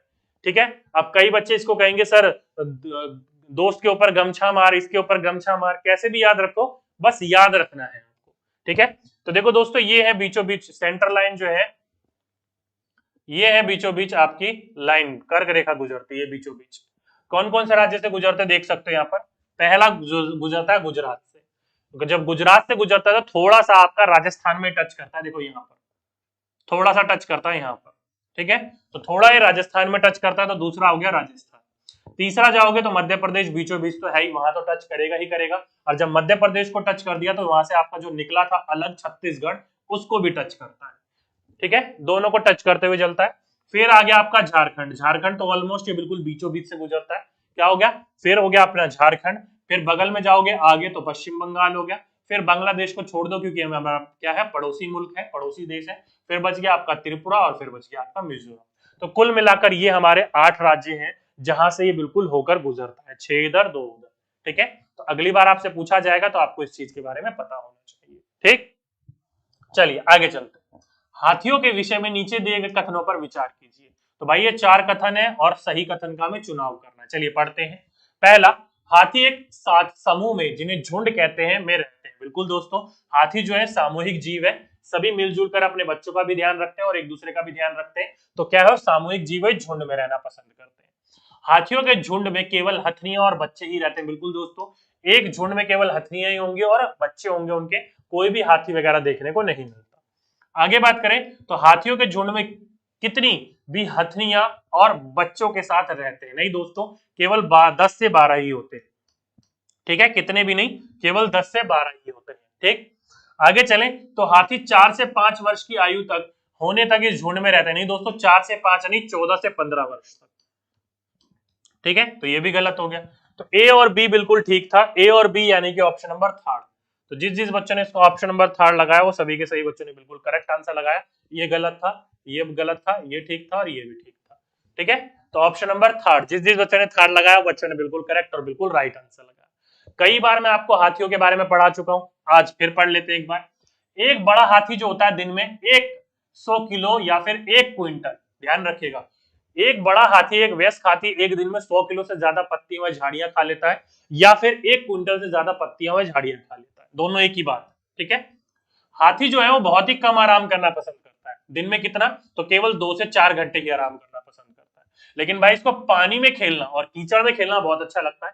क्यों? क्योंकि शरीर को इससे इसके ठंडक मिलती है, इसलिए कीचड़ में लौटता पोटता है, अपने शरीर के ऊपर कीचड़ लेप लगा लेता है ताकि इनका शरीर क्या रहे, ठंडा रहे। और साथ ही साथ में जो इनके कान होते हैं, विशाल कान होते हैं, बड़े बड़े कान, उससे ये हवा करते हैं पंख की तरह। किसकी तरह? पंखे की तरह। इससे भी इनके शरीर को गर्मी से छुटकारा मिलता है। ठीक, वहीं पर ही बात करी जाए तो हाथी के झुंड जो होते हैं वो एक साथ रहना पसंद करते हैं और हाथियों के झुंड में केवल हथनियां और उनके बच्चे ही होते हैं, ज्यादा नहीं कुछ होते। एक झुंड की जो नेता होती है वो बुजुर्ग जो होगी सबसे हथनी, वो नेता होती है। क्यों? क्योंकि उसको सभी के सभी रूट पता होते हैं, कहाँ जाना है, कहाँ रुकना है, कहाँ खाना है, कहाँ पीना है, सारे रूट पता होते हैं। इसलिए बुजुर्ग जो हथनी होती है वो नेता होती है झुंड की। और झुंड में केवल 10 से 12 हथनियां और उनके बच्चे ही होते हैं और ये बच्चे भी इस झुंड में केवल 14 से 15 वर्ष तक रहते हैं। जैसे ये 14 से 15 वर्ष के हो जाते हैं अपना झुंड छोड़कर अलग रहना शुरू कर देते हैं। ओके, पूछा जाएगा आपसे तो आपको इस चीज के बारे में पता होना चाहिए। ठीक, चलिए आगे चलते हैं। दांडी यात्रा भारत की आजादी से पहले की महात्मा गांधी जी के जीवन की एक महत्वपूर्ण घटना है और यह घटना घटी थी। तो कब घटी थी भाई? 1940 में, 30 में, 27 में या 13 में? तो आप सही बच्चों को पता होना चाहिए, दांडी यात्रा जो हुई थी वो 1930 में हुई थी। कब? 1930 में। तो ऑप्शन नंबर सेकंड, जिस जिस बच्चों ने इसको ऑप्शन नंबर सेकंड लगाया वो बच्चों ने बिल्कुल करेक्ट और बिल्कुल राइट आंसर लगाया। आप सही बच्चों को पता होना चाहिए 1930 में गांधी जी ने एक विरोध करा था, किस चीज के ऊपर? जो सरकार थी उस समय की, इंग्लिश गवर्नमेंट थी जो, उन्होंने कहा था कि नमक बनाने के ऊपर भी प्रतिरोध था, नमक बनाने के ऊपर भी क्या था? पाबंदी थी। एक ऐसी चीज जो कि हमें कुदरत ने दी है उसके ऊपर भी प्रतिबंध लगाना और उसके ऊपर भी इतना भारी टैक्स लगाना, ये कहाँ का न्याय था? ये गांधी जी का कहना था और इसलिए उन्होंने दांडी मार्च निकाली और अहमदाबाद से, कहां से? अपने साबरमती आश्रम से दांडी समुद्री तट तक गए और वहां उन्होंने नमक बनाना निषेध किया। ये गलत रूल को तोड़ा उन्होंने। ठीक है, आगे चलते हैं। जिम कॉर्बेट नेशनल पार्क किस राज्य में स्थित है? तो जल्दी से बताइए, the state in which the Jim Corbett national park. आप सभी बच्चों को पता होगा, मैंने आपको एक ट्रिक के माध्यम से भी बताया था पढ़ने के लिए कि राजा से मिलने, किससे? उत्तराखंड के राजा जी से मिलने कौन कौन गया था? गंगा, उसकी बेटी, उसके पिताजी गए थे कहां में? जिम में। तो किसके राजा थे? उत्तराखंड के। तो डायरेक्टली कहां की बात होगी? उत्तराखंड की। तो डायरेक्टली ऑप्शन नंबर फोर्थ, जिस जिस बच्चों ने लगाया उत्तराखंड वो सभी के सही बच्चों ने बिल्कुल करेक्ट और बिल्कुल राइट आंसर लगाया। ठीक है, क्वेश्चन कहां से बना था? तो क्वेश्चन यहां से बना था। देखिए यहां पर आप जब पढ़ोगे तो पता चलेगा कि उत्तराखंड का जिम कॉर्बेट नेशनल पार्क और राजस्थान के भरतपुर जिले में घाना पक्षी अभयारण्य, तो ये दो आपके नेशनल पार्क दे रखा है आपके एग्जाम में, पूछे जाएंगे तो आपके यहीं से ही पूछे जाते हैं। तो आपको पता होना चाहिए जिम कॉर्बेट नेशनल पार्क कहाँ है? उत्तराखंड में। और घाना पक्षी अभयारण्य कहाँ है? तो राजस्थान के भरतपुर जिले में। ओके, चलिए आगे चलते हैं। अगला क्वेश्चन पूछा गया कि रणथंबोर राष्ट्रीय उद्यान किस राज्य में स्थित है? तो रणथंबोर की बात करी गई है। देखो दोस्तों, आपको कई बार मैंने बोल रखा है, ट्रिक में भी बताया था कि राजस्थान के राणा, राणा से बना क्या? रणथंबोर। तो रणथंबोर उद्यान कहाँ है दोस्तों? राजस्थान, उत्तर प्रदेश, गुजरात या फिर उत्तराखंड? कौन सा बच्चा बताएगा? सिंपल सी बात है, कहाँ का है? राजस्थान का। कहाँ का है? राजस्थान का। तो ये क्वेश्चन पूछा गया था, आपसे पता होना चाहिए। तो ऑप्शन नंबर ए, जिस जिस बच्चों ने इसका ऑप्शन नंबर ए लगाया वो सभी के सही बच्चों ने बिल्कुल करेक्ट और बिल्कुल राइट आंसर लगाया। ठीक है, चलिए आगे चलते हैं। आगे पूछा गया कि पेरियार नेशनल पार्क किस राज्य में स्थित है? जल्दी से मुझे बताइए, the state in which the Periyar national park is located. तो पेरियार राजस्थान नेशनल पार्क जो है, शुरू में इसको एज अ टाइगर रिजर्व के रूप में इस्तेमाल किया गया था, लेकिन धीरे धीरे यहाँ पर हाथियों की संख्या भी बहुत ज्यादा बढ़ी थी, तो हाथियों को भी यहाँ पर रखा गया था। तो हाथी और शेर दोनों के लिए मशहूर है। तो पेरियार नेशनल पार्क जो है वो कहाँ स्थित है, आप सही बच्चों को पता होना चाहिए, जल्दी से बताइए। बिल्कुल डी। डी क्या है, उत्तराखंड। उत्तराखंड नहीं है, बी होगा, केरला। कहाँ है, केरला। तो जिस जिस बच्चों ने लगाया इसका ऑप्शन नंबर बी केरला, वो बच्चों ने बिल्कुल करेक्ट और बिल्कुल राइट आंसर लगाया। Kerala is the right answer, ठीक है, B is the right answer, ठीक है। आगे चलते हैं। आगे बोला गया कांजीरंगा राष्ट्रीय उद्यान नेशनल पार्क किस राज्य में स्थित है। तो कांजीरंगा आप सही बच्चों को पता होगा, एक सिंग वाले गैंडे के लिए बहुत ज्यादा मशहूर है। क्या है, एक सिंग वाले गैंडे के लिए बहुत ज्यादा मशहूर है। तो कांजीरंगा नेशनल पार्क कहाँ स्थित है, असम, उत्तर प्रदेश, गुजरात या उत्तराखंड। तो आप सही बच्चों को पता, एक सिंग वाला गैंडा है तो असम में है। कहां पर है, असम में। तो जिस जिस बच्चों ने लगाया ऑप्शन नंबर ए, वो सभी के सही बच्चों ने बिल्कुल करेक्ट और बिल्कुल राइट आंसर लगाया, ठीक है। हाँ जी, असम में स्थित है, ठीक। आगे चलते हैं। आगे बोला गया कि निम्न में से कौन सा ईवीएस के पाठ्यचर्या का उप थीम। आप सही बच्चों को दोस्तों पता है, मैंने कई बार बोल रखा है, हमारी कक्षा के अंतर्गत यानी कि हमारी ईवीएस के अंतर्गत मेन थीम की बात करी जाए, जिसको आप हिंदी में बोल सकते हो मुख्य थीम। मुख्य थीम की बात करी जाए तो कितनी है, तो दोस्तों वो 6 है। कितनी है, 6। कौन कौन सी है जल्दी से बताइए। पहला है आपका फैमिली एंड फ्रेंड। दूसरा क्या है, फूड। तीसरा क्या है, अब तीसरा कई बच्चों को उलझन है, कई बच्चे इसमें वाटर लगा देते हैं और कई बच्चे इसमें लगा देते हैं घर। तो तीसरा हमारा दोस्तों शेल्टर, और चौथा हमारा वाटर। पांचवा हमारा ट्रेवल, और छठा हमारा things we make and do. ये हमारे 6 थीम है। क्या है, ये हमारे 6 थीम है। और इन्हीं 6 थीम में से जो पहला थीम है कौन सा, फैमिली एंड फ्रेंड, इसी फैमिली फ्रेंड में आपके उप थीम आते हैं। क्या आते हैं, उप थीम आते हैं, जिसे आप सब थीम भी बोल सकते हो। अब इन्हीं सब थीम में क्या क्या है, तो 4 है। पहला कौन सा है, दूसरा कौन सा है, तीसरा कौन सा है, और चौथा कौन सा है, ये आप लोगों को पता होना चाहिए। तो देखो दोस्तों, इसका याद करने का एक सिंपल तरीका है, बिल्कुल नॉर्मल बात है। लास्ट से शुरू करो। लास्ट होता है प्लांट्स, फिर होता है एनिमल।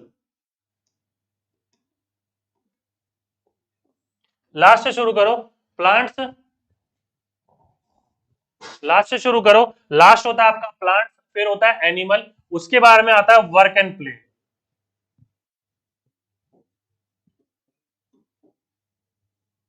प्ले लिख लो, प्लेज लिख लो, वैसे तो प्ले होना चाहिए, कोई दिक्कत वाली बात नहीं है। और सबसे पहले आता है रिलेशनशिप।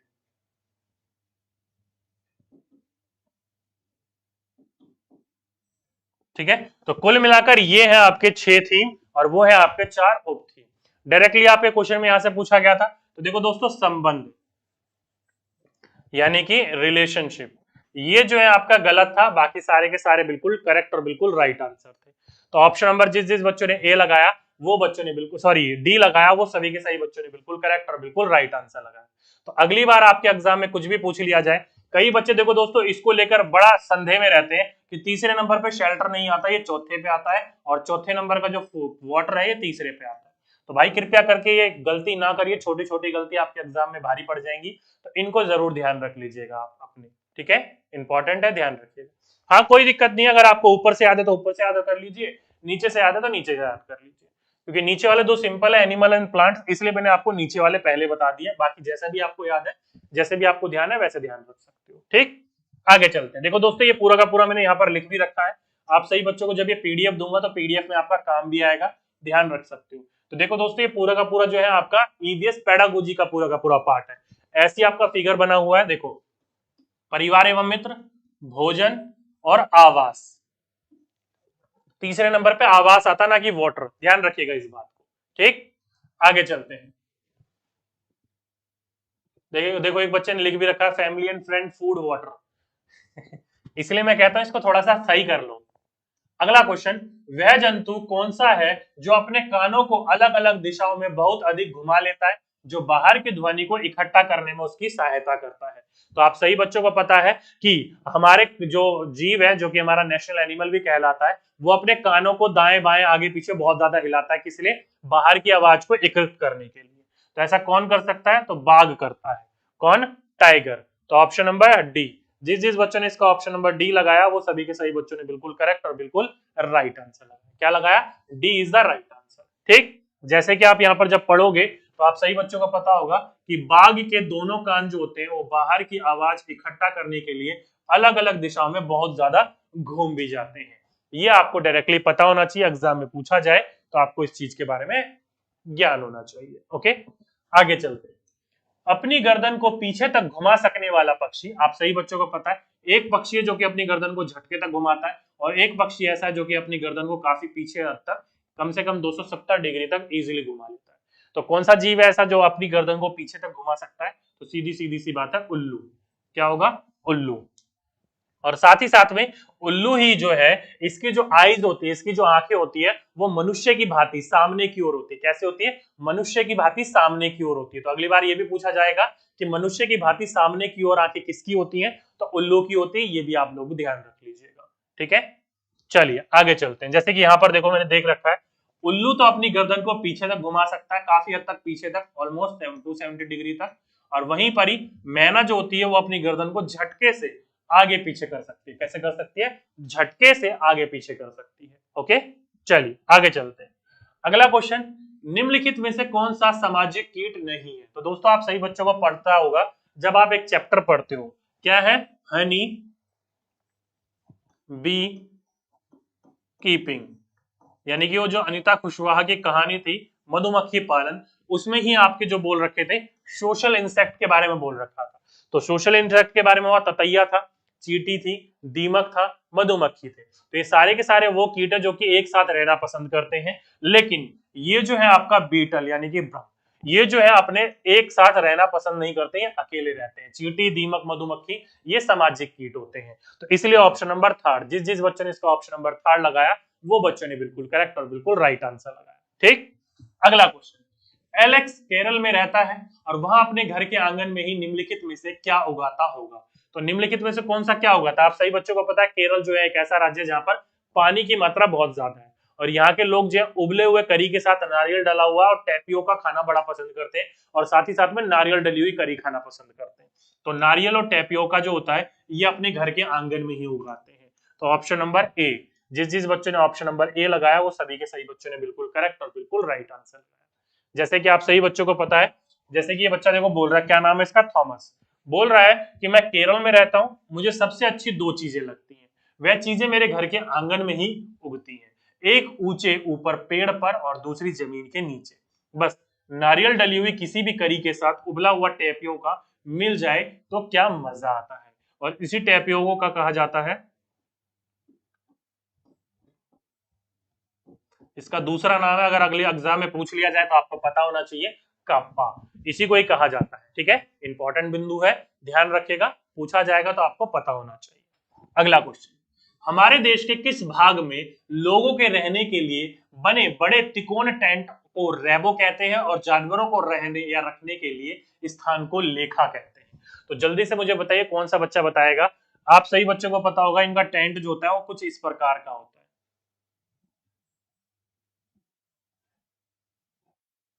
इस प्रकार का इनका कुछ टेंट होता है और ये बीचों बीच होल बना रहता है, खाना जो बनाते हैं उसके धुएं निकलने के लिए।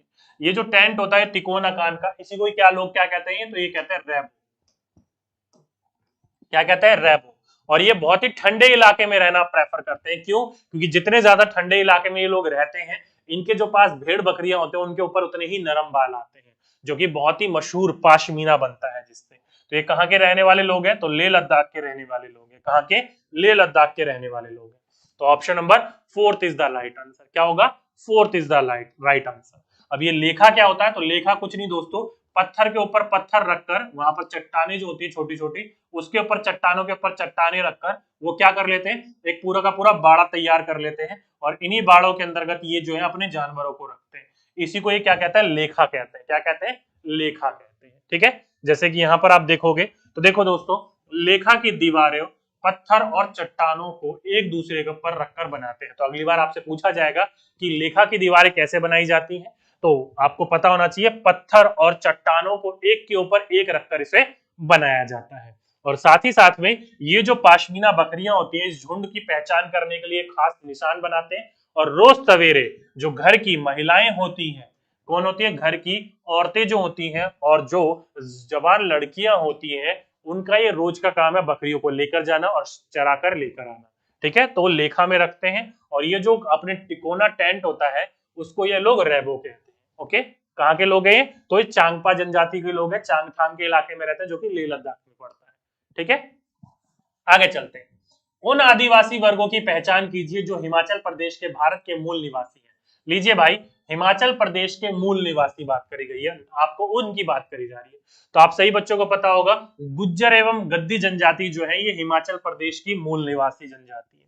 तो option number second is the right answer. क्या होगा? Second is the right answer. अब ये क्वेश्चन कहां से बना था? तो दोस्तों सीधी सीधी सी बात है, जब आप पढ़ोगे तो ये हमारा हिमाचल प्रदेश, यहाँ पर आप पढ़ोगे तो गद्दी और गुज्जर जो जनजाति है वो यहीं पर ही देखने को मिलती है। ये कुछ आपकी जनजातियों के बारे में पूरा का पूरा लिखा गया है। ये मैं आपको पीडीएफ तो शेयर करूंगा ही करूंगा, कोई दिक्कत नहीं है। तो इनको एक बार रिवाइज जरूर कर लीजिएगा कि नागा जनजाति कहाँ रहती है, खासी जनजाति कहाँ रहती है, भील जनजाति कहाँ रह जाती है, या फिर आपका दूसरे जो है बेगास या बंजरा या फिर गोंड, ये जितनी भी जनजातियां इनको जरूर ध्यान रख लीजिएगा, क्योंकि एग्जाम में जब ये पूछ सकता है तो बाकी भी पूछ सकते हैं, उनके बारे में आप लोगों को पता होना चाहिए। ठीक, चलिए आगे चलते हैं। आगे बात करी जाए तो मशहूर पाशमीना ऊन जो होती है वो किस जानवर से मिलती है? तो जल्दी से बताइए। आप सही बच्चों को मैं अभी अभी बता रहा था, जो कि ये लेखा के अंतर्गत रखते हैं। तो डायरेक्टली ये पूछा गया है कि पाशमीना जो बकरी होती है, मतलब ऊन होता है, वो किससे मिलती है? तो बकरी से मिलते हैं। कई बच्चे इसको भेड़ लगा देते हैं, भेड़ नहीं होती दोस्तों, बकरियों से प्राप्त होती है। किससे? गोट से। किससे प्राप्त होती है? बकरियों से प्राप्त होती है। अब ये क्वेश्चन पूरा का पूरा हूबहू आपको देखने को मिल जाएगा। कहां देखने को मिलेगा? तो यहां देखिए, माना जाता है कि एक पाशमीना शॉल को 6 स्वाटरों के बराबर, ओके, पूरा का पूरा ये विवरण दिया गया, आपको पढ़ने की जरूरत नहीं है, पूरा का पूरा आपने बहुत बार इसको पढ़ा होगा। ये देखो, इतने पतले की बकरी के 6 बाल और तुम्हारे सिर के 1 बाल, तो किसके बाल है? बकरी के बाल है। तो पाशमीना कहां से बनती है दोस्तों? तो बकरी के बालों से बनती है, ना कि भेड़ के बालों से। ओके, इंपॉर्टेंट है, ध्यान रखिएगा, पूछा जाएगा आपसे तो आपको पता होना चाहिए। अगला क्वेश्चन, 3 राज्यों का वह समूह जिसके किसी पर बंगाल की खाड़ी, क्या है? किसी पर बंगाली खाड़ी, वो कौन सा है? तो आप सही बच्चों को पता है, मैंने कई बार बताया आपको दोस्तों, ये क्या हमारा प्यारा भारत है। तो इस तरफ पड़ता है आपका अरेबियन सी यानी कि अरब सागर, और इस तरफ पड़ता है बे ऑफ बंगाल। इस तरफ बात करी जाए तो 5 राज्य पड़ते हैं आपके, और इस तरफ बात करी जाए तो 4 राज्य पड़ते हैं आपके। तो कुल मिलाकर आपके 9 ऐसे राज्य जिनकी समुद्री सीमाएं हैं। तो आपसे पूछा गया कहां का? बंगाल का, यानी कि बे ऑफ बंगाल का, यानी कि बंगाली खाड़ी का। तो यहां पर पड़ता है पश्चिम बंगाल, उड़ीसा, आंध्र प्रदेश और तमिलनाडु। तो देख सकते हो दोस्तों, ऐसा कुछ है? महाराष्ट्र गलत हो गया, केरला गलत हो गया, ऑप्शन नंबर थर्ड, जिस जिस बच्चों ने ऑप्शन नंबर थर्ड लगाया वो बच्चों ने बिल्कुल करेक्ट और बिल्कुल राइट आंसर लगाया। क्या होगा? Third is the right answer. सीधा सीधा सा दिखाई दे रहा है आप लोगों को पता है, पश्चिम बंगाल बंगाली खाड़ी की तरफ, उड़ीसा बंगाली खाड़ी की तरफ, आंध्र प्रदेश बंगाली खाड़ी की तरफ, तमिलनाडु बंगाली खाड़ी की तरफ। और डायरेक्टली आपसे यही क्वेश्चन पूछा गया था, निम्नलिखित में से कौन सा ऐसा है जो कि बंगाली खाड़ी की तरफ पड़ता है? वहीं पर ही बात करी जाए गुजरात की तो अरब सागर की तरफ, महाराष्ट्र की तो अरब सागर की तरफ, गोवा की अरब सागर की तरफ, कर्नाटक की अरब सागर की तरफ, और केरला की अरब सागर की तरफ। वहीं पर ही आपसे पूछ लिया जाए यूनियन टेरिटरी, तो लक्षद्वीप जो पड़ता है वो अरब सागर की तरफ पड़ता है, और अंडमान एवं निकोबार जो है वो बंगाली खाड़ी की तरफ पड़ता है। तो ये भी यूनियन टेरिटरी भी आपको ध्यान होना चाहिए, क्या पता अगली बार यूनियन टेरिटरी पूछ लिया जाए तो आपको इस चीज के बारे में पता हो। ठीक है, अगला क्वेश्चन, तमिलनाडु के निकटवर्ती राज्य। देखो दोस्तों, आप सही बच्चों को पता होना चाहिए, जो भी हमारे भारत के पर नक्शा है वो कौन सा राज्य किस तरफ पड़ता है, कम से कम आपको ये तो पता होना चाहिए, क्योंकि कई बार आपके राज्य ही पूछ लिए जाते हैं। तो भारत की राज्य की बात करी जाए किसकी? तमिलनाडु की। तो ये है दोस्तों अपना प्यारा तमिलनाडु। ये क्या है? ये है तमिलनाडु। अब तमिलनाडु के निकटवर्ती राज्य की बात करी जाए तो सबसे पहले तो दोस्तों ये केरला ही आता है। ये रहा, क्या है? केरला। क्या है, सबसे पहला तो इधर केरला ही पड़ता है। बात करी जाए इसके बगल में तो ये पूरा का पूरा आंध्र प्रदेश पड़ता है, क्या है, एपी। और यहीं पर ही बात करी जाए तो यहाँ पर कर्नाटका पड़ता है। तो ये तीन राज्य जो है हमारे तमिलनाडु के क्या है, वो निकटवर्तीय राज्य है। क्या है, निकटवर्तीय राज्य है। तो अगली बार आपसे पूछा जाएगा दोबारा तो आपको इस चीज के बारे में पता होना चाहिए, निकटवर्तीय राज्य। तो इस हिसाब से देखो दोस्तों, केरल, कर्नाटक और आंध्र प्रदेश, यही लिखा था हमने। हाँ जी, यही है। तो ऑप्शन नंबर ए, जिस जिस बच्चों ने इसका ऑप्शन नंबर ए लगाया वो सभी के सही बच्चों ने बिल्कुल करेक्ट और बिल्कुल राइट आंसर लगाया। हाँ जी, ए इज द राइट आंसर। ठीक है, बाकी दोबारा मैप पर समझाने की तो जरूरत नहीं है, आप सही बच्चे समझ गए होंगे। ये तमिलनाडु का निकटवर्ती राज्य ये केरल हो गया, ये कर्नाटका हो गया और ये आंध्र प्रदेश हो गया। यहीं से ही कटकर आपका तेलंगाना बना था, लेकिन तेलंगाना की कोई है ही नहीं तमिलनाडु से टच, तो छोड़ दीजिए उसको। लेकिन इसी के साथ साथ किन किन राज्यों को ध्यान रखना है आपको, गुजरात का ध्यान रखना है, उत्तर प्रदेश का ध्यान रखना है, उड़ीसा का ध्यान रखना है और साथ ही साथ में आपका हिमाचल प्रदेश का ध्यान रखना है। तो कई बार आपके एग्जाम में यहाँ से क्वेश्चन बन सकते हैं और साथ ही साथ में असम और मिजोरम को तो ध्यान रखना ही रखना है। ठीक है, एग्जाम बनेगा क्वेश्चन तो आपको पता होना चाहिए। ठीक, अगला क्वेश्चन, चराव नृत्य में व्यक्ति बांस की डंडियों को पकड़कर जोड़ियों में यानी कि युग्मों में एक दूसरों के आमने सामने जमीन पर बैठते हैं। जैसे ही ढोल बजता है बांस को जमीन के ऊपर पीटा जाता है और नर्तक यानी कि नाचने वाले जो होते हैं वो बांस की डंडियों के अंदर और बाहर पैर रखते हैं और कूदते हैं और ताल पर नाचते हैं। निम्नलिखित में से कहाँ चराव नृत्य कहा जाता है? मतलब इतना बड़ा क्वेश्चन और बस पूछना इससे यही था कि चराव नृत्य कहाँ किया जाता है। अरे एक ही लाइन में पूछ लेता, खामखा इतना घुमाने की क्या जरूरत है, टाइम वेस्ट करने वाली बात है। तो डायरेक्टली क्वेश्चन कहाँ का है, तो नृत्य है ये मिजोरम का। कहाँ का, मिजोरम का। तो option number second is the right answer. जिस जिस बच्चों ने लगाया सेकंड वो बच्चों ने बिल्कुल सही आंसर लगाया। जैसे कि आप ये देख रहे हो, नाच में जमीन पर बांस की डंडियों को लेकर दो दो लोग जोड़ियों में आमने सामने बैठते हैं और ढोल की ताल पर डंडियों को जमीन पर पीटते हैं और डंडियों के बीच में लोगों कतार में खड़े होकर कूदते और नाचते हैं। कहाँ का नृत्य बोला गया है, तो ये मिजोरम का नृत्य बोला गया पूरा का पूरा। जब फसल की कटाई होती है उसके उपलक्ष्य में वहां के लोग इसको एंजॉय करते हैं। ठीक है, अगला क्वेश्चन, कौन सा विशेषण या विशेष अभिलक्षण रेगिस्तानी ओक या फिर आपको वृक्ष जो होता है उसके बारे में पूछा गया नहीं है? ओके, है नॉट, नहीं पाया जाता। जल्दी से बताइए, option number A, option number B, option number C, option number D. ठीक है, देखो, जड़ों का अत्यधिक गहराई तक जाना, पेड़ों के तने में पानी एकत्रित रहना, पत्तियां बहुत कम होना और बड़ी बड़ी और बहुत सारी पत्तियां होना। तो सीधी सीधी सी बात है, ऑप्शन नंबर फोर्थ। जिस जिस बच्चे ने ऑप्शन नंबर फोर्थ लगाया वो बच्चों ने बिल्कुल करेक्ट आंसर लगाया। कभी भी जो हमारा डेजर्ट ओक होता है, रेगिस्तानी ओक होता है, उसमें बहुत सारी पत्तियां और घने घने मोटे मोटे बड़े बड़े पत्तियां नहीं होती है। कैसी पत्तियां होती है वहां पर? बहुत कम और छोटी पत्तियां होती है। जैसे कि आपने पहले ही पढ़ा था, रेगिस्तानी ओक बहुत कम क्या होती है, इनमें पत्तियां होती है। तो कैसे बोल सकते हो अधिक पत्तियां होती है? तो ऑप्शन नंबर डी गलत था। ठीक है, और हमें गलत ही चुनना था। अगला क्वेश्चन क्या है, वातावरण को बचाने की आवश्यकता के लिए हुए कई आंदोलनों को समर्थन मिला। निम्नलिखित में से 1970 के चिपको आंदोलन के निर्णायक भूमिका निभाई है? तो जल्दी से बताइए, 1970 में जो चिपको आंदोलन हुआ था उत्तराखंड के वृक्षों को बचाने के लिए, उसका नेतृत्व किसने करा था? तो आप लोगों को मैं कई बार बता चुका हूं, सुंदरलाल बहुगुणा। ठीक है, सुंदरलाल बहुगुणा जो थे उन्होंने इसका नेतृत्व करा था और उनके नेतृत्व में पूरे के पूरे आंदोलन को बल मिला था। ठीक है, तो अगली बार आपसे पूछा जाएगा तो आपको इस चीज के बारे में पता होना चाहिए। कब की बात है? तो 1970 की बात है ये। ठीक, अगला क्वेश्चन, लाल आंकड़ों की पुस्तक दर्ज करती है, यानी कि जो रेड डाटा बुक है वो किस चीज के आंकड़ों को दर्ज करती है? आप सही बच्चों को बताया गया जो संकटग्रस्त प्रजातियां हैं जीवों की, चाहे पेड़ों की या कोई भी चीज स्पीसीज की, उसके बारे में दर्ज करता है और जो विलुप्त हो चुकी है उसके बारे में भी रखता है। तो सीधी सीधी सी बात है, लाल फूलों वालों की धरती पर उपलब्ध सभी पेड़ पौधे जानवरों के धरती पर उपलब्ध सभी जानवरों को, लुप्त प्राय पौधे या जानवरों की? बिल्कुल दोस्तों, ऑप्शन नंबर धरती पर उपलब्ध सभी जानवरों की और लुप्त प्राय पौधों या उनके जानवरों के उपलब्ध सभी जानवरों के। ये भी गलत है, ये भी गलत है। बच गया आपके दो ऑप्शन। तो दो ऑप्शन में देखो दोस्तों, धरती पर उपलब्ध सभी पेड़ पौधे एवं जानवरों की नहीं दोस्तों, जो लुप्त होने की कगार पर या खतरे पर है उसके बारे में लिखती है, एंडेंजर्ड जो होती है उनके बारे में लिखती है। तो ऑप्शन नंबर डी, जिस जिस बच्चों ने लगाया डी वो बच्चों ने बिल्कुल करेक्ट और बिल्कुल राइट आंसर लगाया। ठीक है, जैसे कि आप यहाँ ये पढ़ोगे तो यही लिखा है रेड डाटा पुस्तक के बारे में।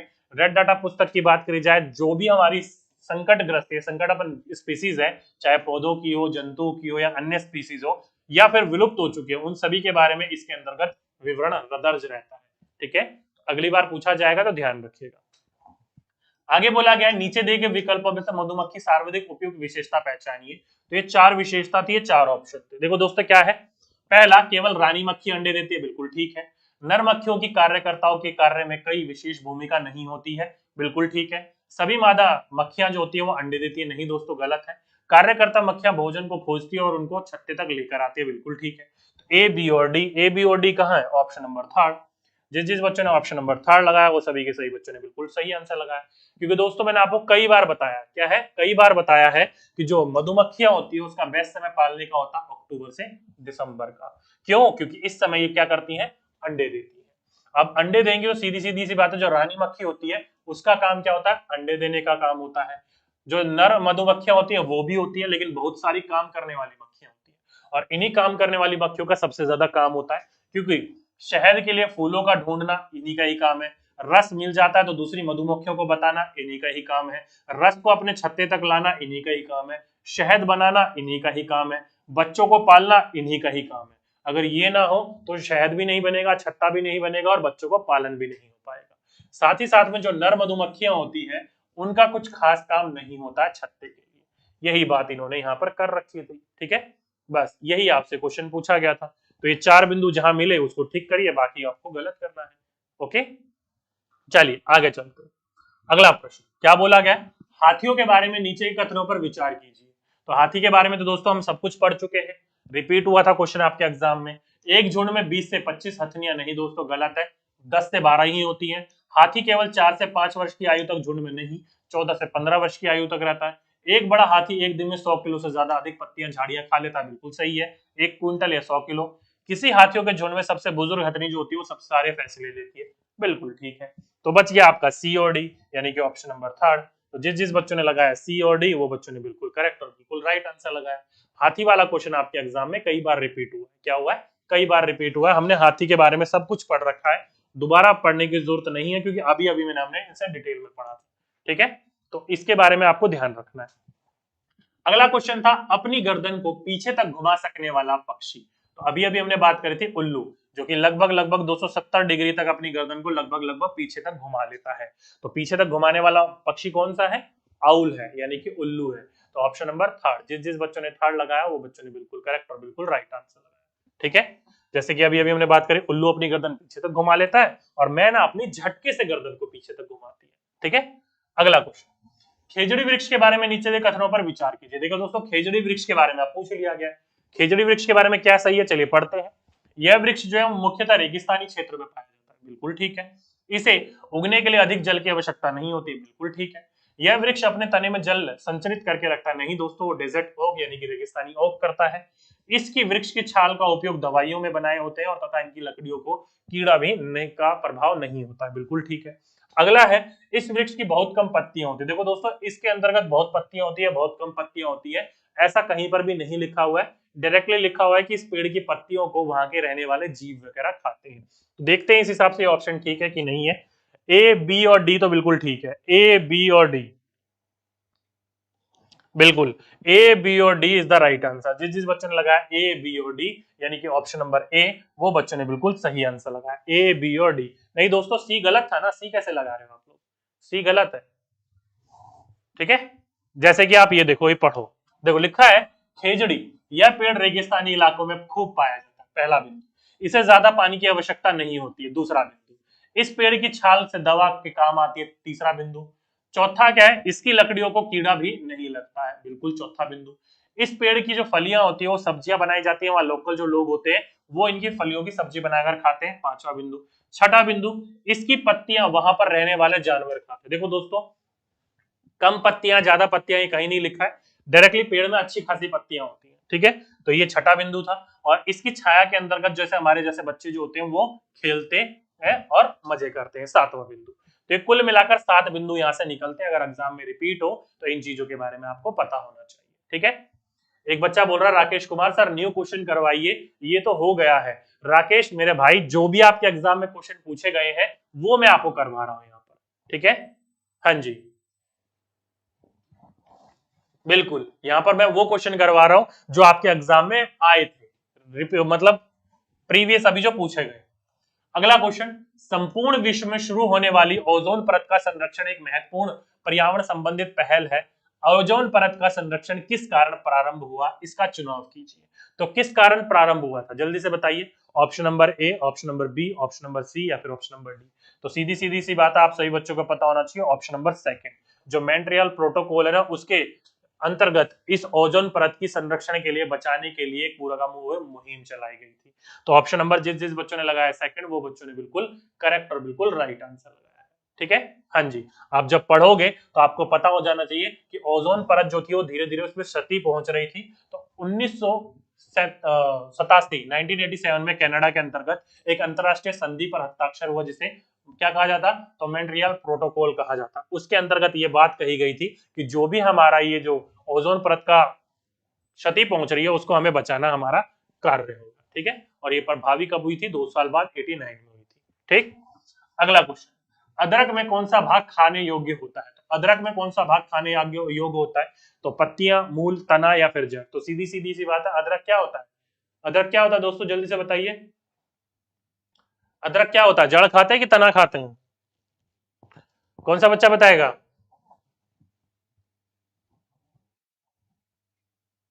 मेरा एग्जाम 23 को है। बिल्कुल डियर सभी बच्चों को, wish you all best luck for your exam, tension ना लो। बिल्कुल दोस्तों, तना खाते हैं हम लोग। क्या खाते हैं? अदरक का तना खाते हैं। तो ऑप्शन नंबर सी, जिस जिस बच्चों ने सी लगाया वो बच्चों ने बिल्कुल करेक्ट आंसर लगाया। ये खाने पीने की चीजों से बहुत कुछ क्वेश्चन पूछे जा रहे हैं, तो इसलिए दोस्तों ध्यान रखिएगा। पत्तियों के अंतर्गत हम अरबी, धनिया पत्ता, गोभी, पालक, कड़ी पत्ता, पुदीना, धनिया, ये सारी की सारी चीजों को खाते हैं। फूलों के अंदर बात करी जाए तो सहजन या फिर केला या फिर कचनार के फूल खाते हैं। कली की बात करी जाए तो लौंग जो होती है, लौंग कली के रूप में खाते हैं। जड़ की बात करी जाए तो मूली, गाजर, चुकंदर, ये जो होते हैं हम जड़ के रूप में सेवन करते हैं। वहीं तने की बात करी जाए तो अदरक, आलू, प्याज, कमल, ककड़ी, ये सारी की सारी जो होती है वो क्या होती है? तना होता है। क्या होता है? तना होता है। बीज की बात करी जाए तो सरसों, बाजरा, गेहूं, धान, चना, ये सारे के सारे बीज होते हैं। छाल की बात करें तो दालचीनी, और फली की बात करी जाए तो मटर और सहजन, ये सारे के सारे वो हैं जिसके हम खाते हैं, सेवन करते हैं। तो अगली बार आपसे पूछा जाएगा जड़, पत्ती या कली के बारे में, तो आपको पता होना चाहिए। ठीक है, अगला क्वेश्चन, भारत में राष्ट्रीय पर्यावरण संरक्षण अधिनियम किस वर्ष पारित किया गया था? तो जल्दी से बताइए किस वर्ष पारित करा गया था? तो option number A, B, C या फिर डी। सीधी सी बात है, 1986 में पारित करा गया था। तो ऑप्शन नंबर थर्ड, जिस जिस बच्चों ने लगाया ऑप्शन नंबर थर्ड 1986, वो बच्चों ने बिल्कुल करेक्ट और बिल्कुल राइट आंसर लगाया। ठीक है, जैसे कि आप सही बच्चों को पता है, पर्यावरण संरक्षण अधिनियम, इस अधिनियम के अंतर्गत 26 धाराएं और 4 अध्याय में इसको बांटा गया है, और इसको 19 नवंबर 1986 को लागू किया गया था। कब? 19 नवंबर 1986 को। तो अगली बार आपसे क्वेश्चन बनेगा तो आपको इस चीज के बारे में पता होना चाहिए। जो हमारे संयुक्त राष्ट्र का जो प्रथम मानव सम्मेलन हुआ था, कब? 5 जून 1972 को। कहां पर? स्टॉकहोम में। तो वहां पर प्रभावित होकर जो हमारी सरकार थी, उसने इसको संरक्षण के लिए, पर्यावरण के लाया था। ठीक है, चलिए अगला क्वेश्चन, निम्नलिखित में से कौन सा पक्षी पत्थरों के बीच में मुलायम अपना घोंसला बनाता है? तो आप सही बच्चों को पता होगा, पक्षियां जो होते हैं वो अलग अलग जगहों पर घोंसले बनाते हैं। उसी प्रकार से हमारा एक पक्षी है जो कि पत्थरों के बीच में मुलायम घोंसला बनाता है, रुई, सूखी छड़ी, सूखी डंडियां, सूखी जड़ों का इस्तेमाल करके। कौन है ये पक्षी? तो दोस्तों ये है आपका दर्जी, करफोड़वा चिड़िया, कलचिड़ी या फिर कौवा। तो सीधी सीधी सी बात है, कलचिड़ी बोल लो या फिर इंडियन रॉबिन बर्ड बोल लो। तो ऑप्शन नंबर थर्ड, जिस जिस बच्चे ने ऑप्शन नंबर थर्ड लगाया वो बच्चे ने बिल्कुल करेक्ट और बिल्कुल राइट आंसर लगाया। ये पक्षी जो है अपना मुलायम घोंसला बनाती है, कहां पर? पत्थरों के बीच में। तो option number third is the right answer. जिस जिस बच्चों ने थर्ड लगाया बच्चों ने बिल्कुल करेक्ट और बिल्कुल राइट आंसर लगाया। जैसे कि ये देख सकते हो, ये पत्थरों के बीच में मुलायम घोंसला बनाती है, टहनी, सूखी जड़ें, ऊन, बाल और रुई का इस्तेमाल करके। कौन? इंडियन रॉबिन बर्ड यानी कि कलचिड़ी। जैसे कि ये देख सकते हो, ये कलचिड़ी है। ठीक है, अगला प्रश्न बोला गया है, नीचे दिए गए घरों के प्रकारों में से उसे चुनिए जिसके भीतर वर्षा वाले क्षेत्रों के गांव में रहने वाले लोगों को बनाना चाहिए। तो भाई वर्ष जो जहां पर जिस इलाके में वर्षा बहुत ज्यादा होती है, तो वहां के लोगों को किस प्रकार के घर बनाने चाहिए? सपाट छत वाले घर बांस के, या सपाट छत वाले पत्थर या लकड़ी के, या बांस के खंभर पर बने हुए ढालू वाले छत, या फिर मिट्टी और जो फूस के घर होते हैं उसके ढालू छत, कटीली झाड़ियों वाले। तो सीधी सीधी सी बात है, असम के घरों की बात कर रहा है। तो असम के घर कैसे होते हैं? बांस की जो डंडियां होती है उस पर खड़े करके 10 से 12 फुट जमीन से ऊंचाई पर बनाते हैं। तो ऑप्शन नंबर थर्ड, जिस जिस बच्चों ने ऑप्शन नंबर थर्ड लगाया वो सभी के सही बच्चों ने बिल्कुल करेक्ट और बिल्कुल राइट आंसर। ओके, चलिए आगे चलते हैं। जैसे कि देखो यहाँ पर बात भी कर रखी है, असम मोलन गांव की बात है। तो अगली बार आपके एग्जाम में पूछ लिया जाएगा कि मोलन गांव कहाँ पड़ता है, तो असम में पड़ता है। ये भी बात ध्यान रखिएगा।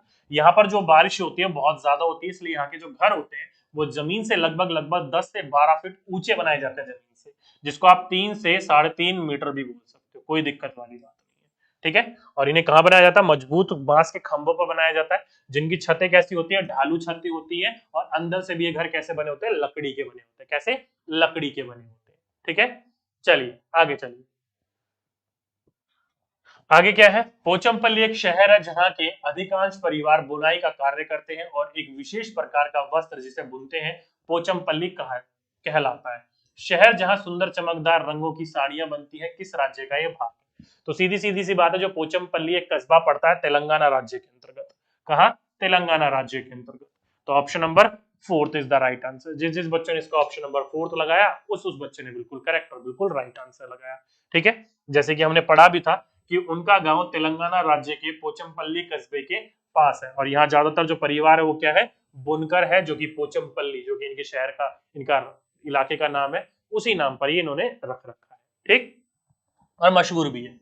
अगला है सीसीई का पूर्ण रूप। आप सही बच्चों से पूछ लिया गया था कि सीसीई का पूर्ण रूप क्या है, फुल फॉर्म क्या है। तो आप सही बच्चों ने कई बार पढ़ा भी है मेरे से, सतत एवं व्यापक मूल्यांकन, यानी कॉन्टिन्यूस एंड कॉम्प्रिहेंसिव इवेल्युएशन। तो कहां पर है कॉन्टिन्यूस एंड कॉम्प्रिहेंसिव इवेल्युएशन? गलत हो गया, सही है, सही है, लेकिन कॉन्टिन्यूस एंड कॉम्पिटिटिव गलत है, गलत है। तो ऑप्शन नंबर सेकंड, जिस जिस बच्चों ने इसका ऑप्शन नंबर सेकंड लगाया, सतत एवं व्यापक मूल्यांकन, वो बच्चों ने बिल्कुल सही आंसर लगाया, क्योंकि सतत का मतलब है दोस्तों हर बार, और व्यापक का मतलब क्या होता है? तो व्यापक का मतलब होता है एजुकेशनल एंड को एजुकेशनल।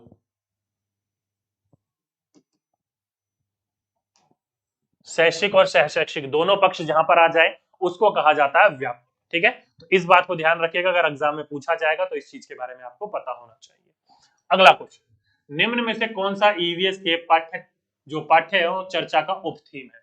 तो अभी अभी हमने बात करी थी दोस्तों 6 4 टोटल 10 थीमों के बारे में, अभी अभी हमने बात करी। तो सीधी सीधी सी बात है, उप थीम की बात करी गई है। तो खाद्य पदार्थ इंग्लिश में बोला जाए तो फूड, हिंदी में बात करी जाए जल, आश्रय और संबंध। तो सीधी सीधी सी बात है, ये आपका उप थीम है, रिलेशनशिप। तो ऑप्शन नंबर डी, जिस जिस बच्चों ने लगाया डी, वो बच्चों ने बिल्कुल करेक्ट और बिल्कुल राइट आंसर लगाया। ठीक है, चलिए आगे चलते हैं। आगे बोला है डैश शहर जरी कढ़ाई के लिए प्रसिद्ध है।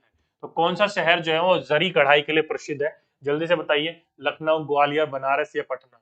कौन सा बच्चा बताएगा? जरी का जो कार्य किया जाता है वो कहाँ के राज्यों के द्वारा किया जाता है? किस कार्य के लिए प्रसिद्ध है जरी का कार्य? जल्दी से बताइए दोस्तों, ग्वालियर होगा, बनारस होगा, पटना होगा, कौन सा बच्चा बताएगा? जरी के कार्य के लिए कौन सा मशहूर है?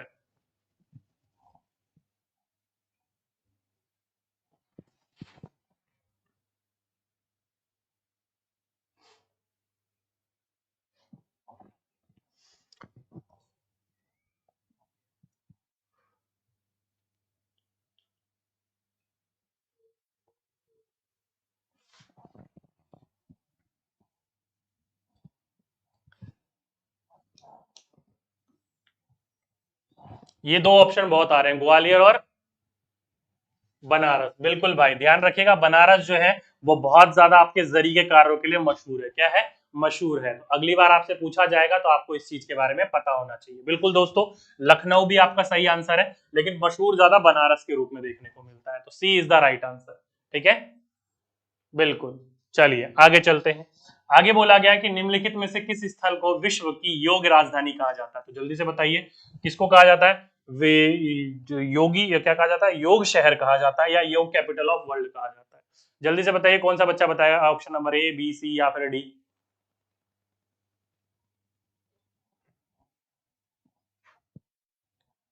आपकी हेल्प की वजह से मैंने अपना पेपर को गर्दा गर्दा कर, ओके बहुत बढ़िया, कोई बात नहीं मेरे भाई। ठीक है, तो ध्यान रखिएगा, योग यानी कि विश्व योग राजधानी जो कहा जाता है वो ऋषिकेश को कहा जाता है। कहाँ कहा जाता है? ऋषिकेश को कहा जाता है। तो ऑप्शन नंबर सेकंड, जिस जिस बच्चों ने लगाया ऑप्शन नंबर बी यानी कि सेकंड, वो सभी के सही बच्चों ने बिल्कुल करेक्ट और बिल्कुल राइट आंसर लगाया। ठीक है, अगला क्वेश्चन क्या बोल रखा है? बोल रखा है कि 6 लेन रोड जो होता है, जो 6 लेन का मतलब क्या होता है वो डायरेक्टली पूछा गया था। तो आप सही बच्चों को पता है, जब आपके हाईवेज वगैरह बनते हैं तो 4 2 3 ऐसे करके बनते हैं, तो ये 6 लेन वाला जो बनता है इसको क्या कहा जाता है?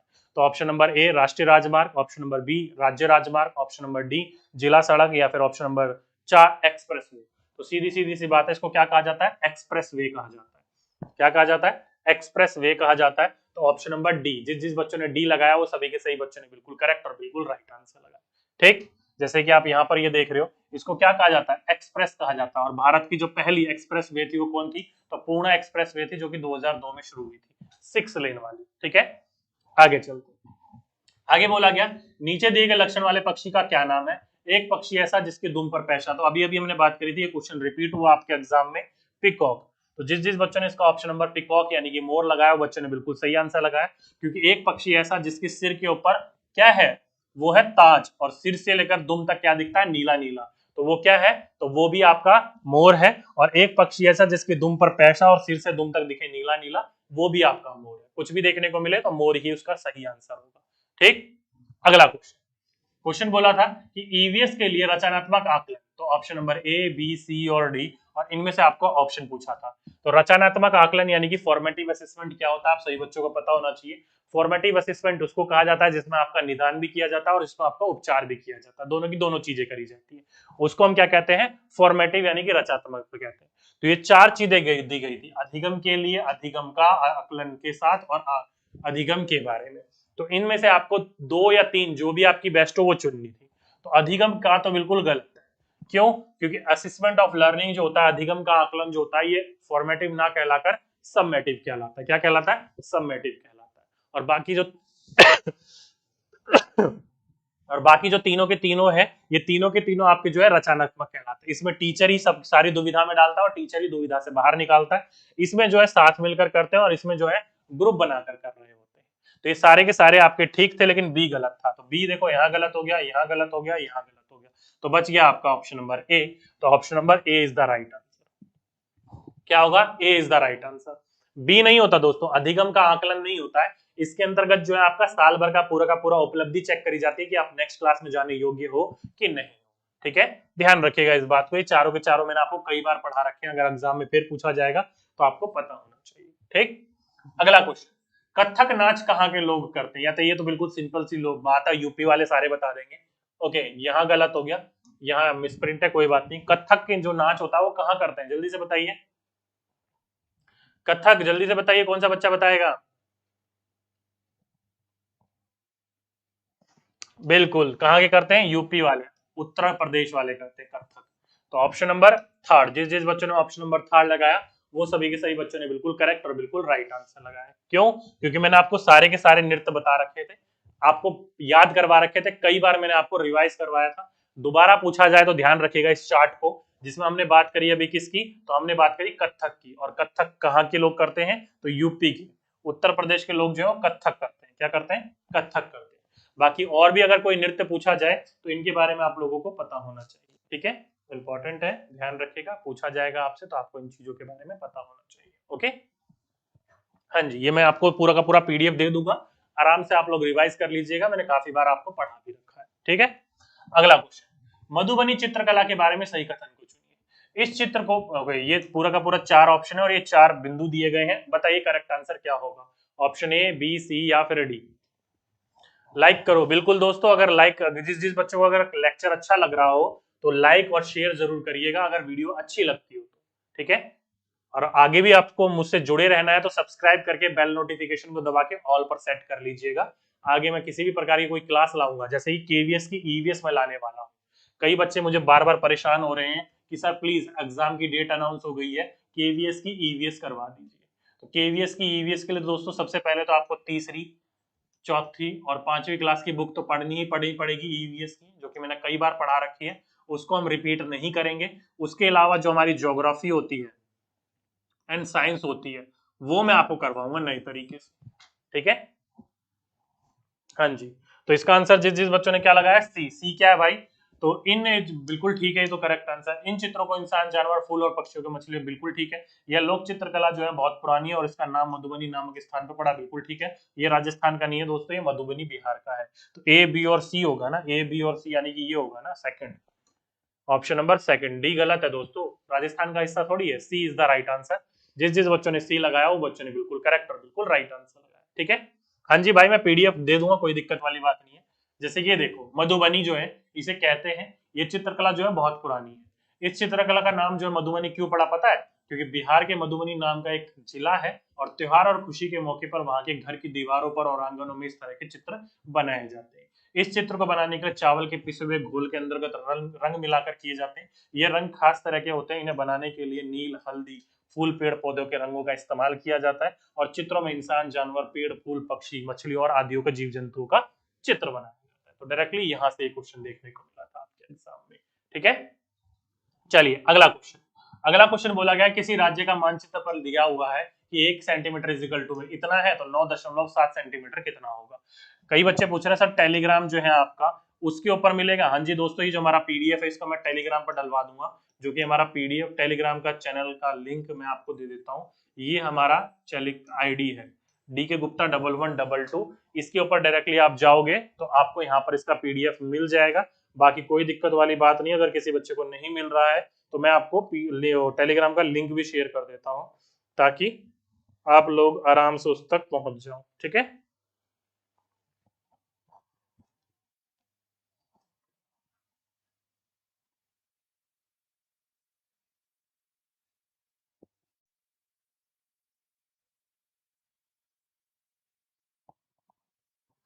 चलिए पहले नंबर पे आपको लिंक दिख रहा होगा, उस लिंक पर जाकर डायरेक्टली आप इसका पीडीएफ ले सकते हो। ठीक, चलिए कई बच्चे कह रहे हैं इसका आंसर जो होगा ऑप्शन नंबर 4 होगा। देखो दोस्तों, करने का तरीका सिंपल है।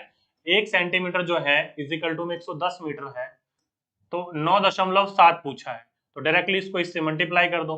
अब देखो दोस्तों, जब मैं 11 को 97 से मल्टीप्लाई करूंगा तो 7 9 7 9 ये आएगा। तो जब हम मैं इसको मल्टीप्लाई करूंगा तो 7 ये हो गया, 9 16 1 और ये हो गया 10। तो एक जीरो यहाँ लगेगी, एक जीरो यहाँ लगेगी, तो ऑप्शन नंबर 4। जिस जिस बच्चों ने इसका ऑप्शन नंबर 4 लगाया वो बच्चे ने बिल्कुल करेक्ट और बिल्कुल राइट आंसर लगाया। हाँ जी, 4 इज द राइट आंसर। ठीक है, चलिए आगे बोला गया एक सिंग वाला राइनो यानी कि गैंडा जो होता है वो किस राज्य में पाया जाता है। तो जल्दी से बताइए, एक सिंग वाला जो गैंडा होता है, राइनो जो होता है, वो कहाँ पाया जाता है। तो आपको कई बार मैंने बताया असम के अंतर्गत। असम का कौन सा, तो कांजीरंगा नेशनल पार्क। तो कांजीरंगा नेशनल पार्क जो है वो एक सिंग वाले गैंडे के लिए बहुत ज्यादा मशहूर है। तो ऑप्शन नंबर सेकंड, जिस जिस बच्चों ने ऑप्शन नंबर सेकंड लगाया वो बच्चों ने बिल्कुल करेक्ट और बिल्कुल राइट आंसर लगाया। ठीक, आगे चलते हैं। एक ऐसा नाच जिसमें जमीन पर बांस की डंडियों को लेकर दो दो लोग जोड़ियों में आमने सामने बैठते हैं और ढोल की ताल पर डंडियों को जमीन पर पीटते हैं तथा ताल के अनुसार डंडियों के बीच में लोग एक कतार में खड़े होकर कूदते हैं और नाचते हैं। तो इस नाच को क्या कहा जाता है, तो इस नाच को कहा जाता है क्या, मिजोरम में क्या कहा जाता है, तो चेराव नृत्य कहा जाता है। तो ऑप्शन नंबर 3। तो जिस जिस बच्चों ने ऑप्शन नंबर 3 लगाया वो बच्चों ने बिल्कुल करेक्ट और बिल्कुल राइट आंसर लगाया। डायरेक्टली आपसे यही पूछा गया था। ठीक है, लिंक नहीं खुल रहा है यार, ऐसा कैसे बोल सकते हो। मैं लिंक करता हूं तो डायरेक्टली लिंक पे क्लिक करते ही खुल जाता है, लेकिन आप लोग आपने अगर टेलीग्राम भाई लिंक कृपया करके वो बच्चे क्लिक करिएगा जिन्होंने टेलीग्राम को डाउनलोड कर रखा हो। अगर टेलीग्राम डाउनलोड नहीं है तो पहले टेलीग्राम को डाउनलोड कर लो प्ले स्टोर से, तभी नहीं खुल रहा होगा आपका। ठीक है, चलिए अगला क्वेश्चन। निम्नलिखित राज्यों के समूह में से किस एक समूह के समुद्र तट अरब सागर पर है। तो आपको दोबारा आपसे क्या पूछ लिया दोस्तों, इस बार पूछ लिया गया है इस वाले की तरफ। इस तरफ कितने पड़ते हैं, 5 राज्य पड़ते हैं। तो कर्नाटक, केरला और गुजरात, ये बिल्कुल ठीक है। लो, पहला ही ऑप्शन बिल्कुल करेक्ट है। कर्नाटक और केरला और गुजरात जो है ये अरब सागर की तरफ पड़ते हैं। आंध्र प्रदेश जो हो गया वो गलत हो गया, कर्नाटक पश्चिम बंगाल गलत हो गया, तमिलनाडु आंध्र प्रदेश ये जो है गलत हो गया। तो डायरेक्टली ऑप्शन नंबर ए, अरब सागर की बात हुई थी तो ए इज द राइट आंसर। कई बार हमने अभी पढ़ा है तो डायरेक्टली इस तरफ के राज्य जो होते हैं वो अरब सागर की तरफ पड़ते हैं। आपसे यही पूछा गया था। ठीक है, तो गुजरात हो गया, महाराष्ट्र हो गया, गोवा हो गया, कर्नाटका हो गया और केरला हो गया, ये सारे के सारे अरब सागर की तरफ पड़ते हैं। ठीक, अगला क्वेश्चन बोला है कि जो वर्ली एक पारंपरिक कला एक प्रकार है, वर्ली नामक स्थान किस राज्य में है। तो वर्ली आपको पता है एक चित्र है, और वो चित्र के जो कला है वो कहां पर देखने को मिलती है, तो महाराष्ट्र में देखने को मिलती है।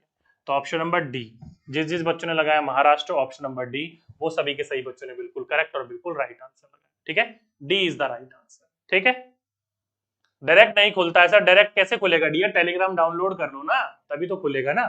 ठीक है, तो वर्ली शैली कहाँ की है लोगों, तो ध्यान रखिएगा महाराष्ट्र की है। कहाँ की है, महाराष्ट्र की है। ठीक, आगे चलते हैं। आगे बोला गया यह पशु जैसा, यह भालू जैसा दिखता है परंतु भालू नहीं। अरे यार कितनी बार पढ़ चुके हैं, पढ़ पढ़ के जुबान रट गई है इन चीजों को। तो किसकी बात करी जा रही है, स्लॉथ की बात करी जा रही है। तो ऑप्शन नंबर ए, जिस जिस बच्चों ने ऑप्शन नंबर ए लगाया वो बच्चों ने बिल्कुल करेक्ट और बिल्कुल राइट आंसर लगाया। कई बार हम स्लॉथ के बारे में पढ़ चुके हैं। ठीक है। अगला क्वेश्चन, निम्नलिखित में से सही कथन को चुनिए। तो ये 4 कथन दिए गए थे और ये 4 ऑप्शन दिए गए थे, जल्दी से बताइए। जिन जानवरों के बाहरी कान व शरीर पे बाल होते हैं वह बच्चे देते हैं, बिल्कुल ठीक है। जिन जानवरों के बाहरी कान व शरीर पे बाल नहीं होते वह अंडे देते हैं, बिल्कुल ठीक है। बाकी 2 ऑप्शन गलत ही होंगे। ए और बी बिल्कुल ठीक था, यानी कि option number third is the right answer था। जिस जिस बच्चों ने इसका ऑप्शन नंबर थर्ड लगाया वो बच्चों ने बिल्कुल करेक्ट और बिल्कुल राइट आंसर लगाया। ठीक है, हाँ जी, third is the right answer. A नहीं होगा दोस्तों, थर्ड होगा।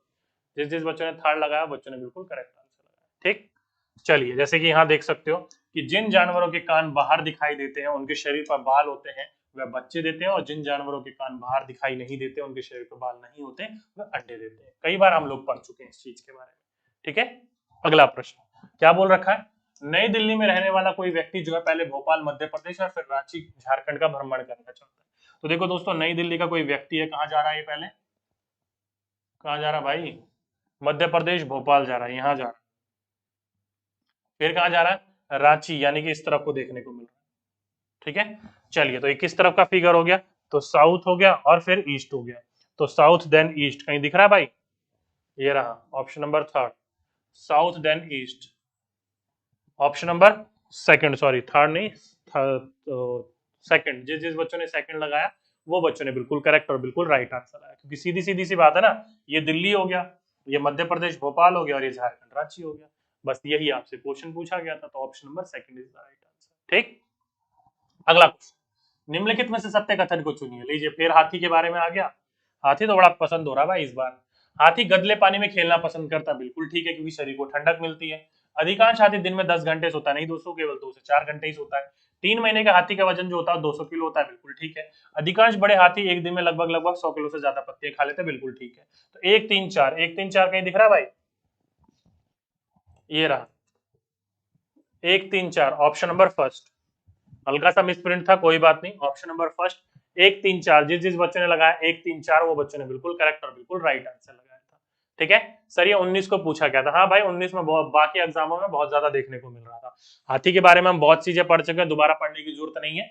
आगे चलते हैं।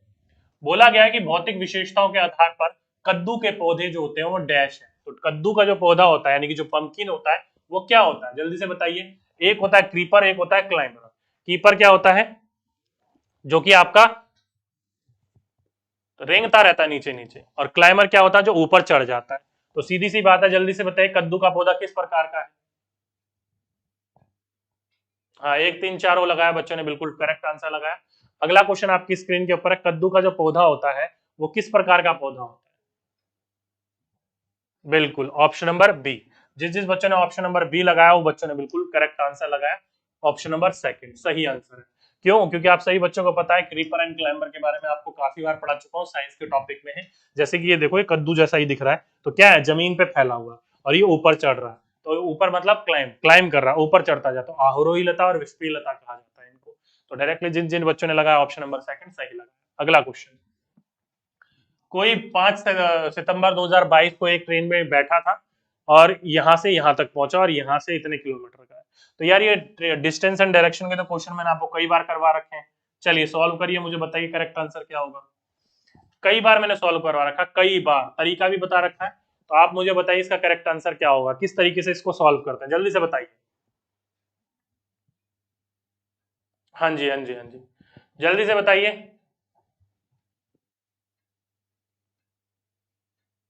कौन सा बच्चा इसका करेक्ट आंसर बताएगा, जल्दी से बताइए फटाफट। कई बार मैंने आप लोगों को सॉल्व करवा रखा है ये। डिस्टेंस एंड डायरेक्शन के जितने भी टॉपिक होंगे आप मुझे सॉल्व करके बताओगे, मैं नहीं करूंगा।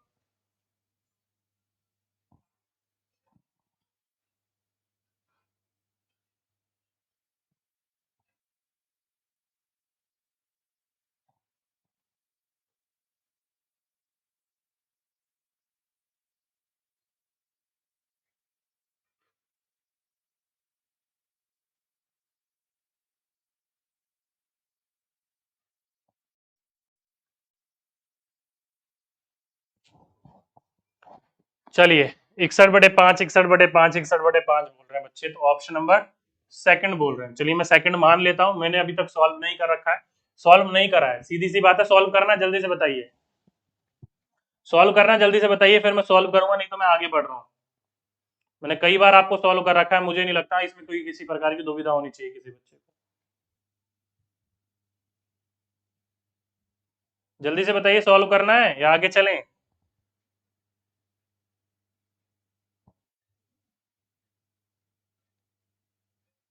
अरे कुछ तो बोलो भाइयों, करना है कि आगे चलें?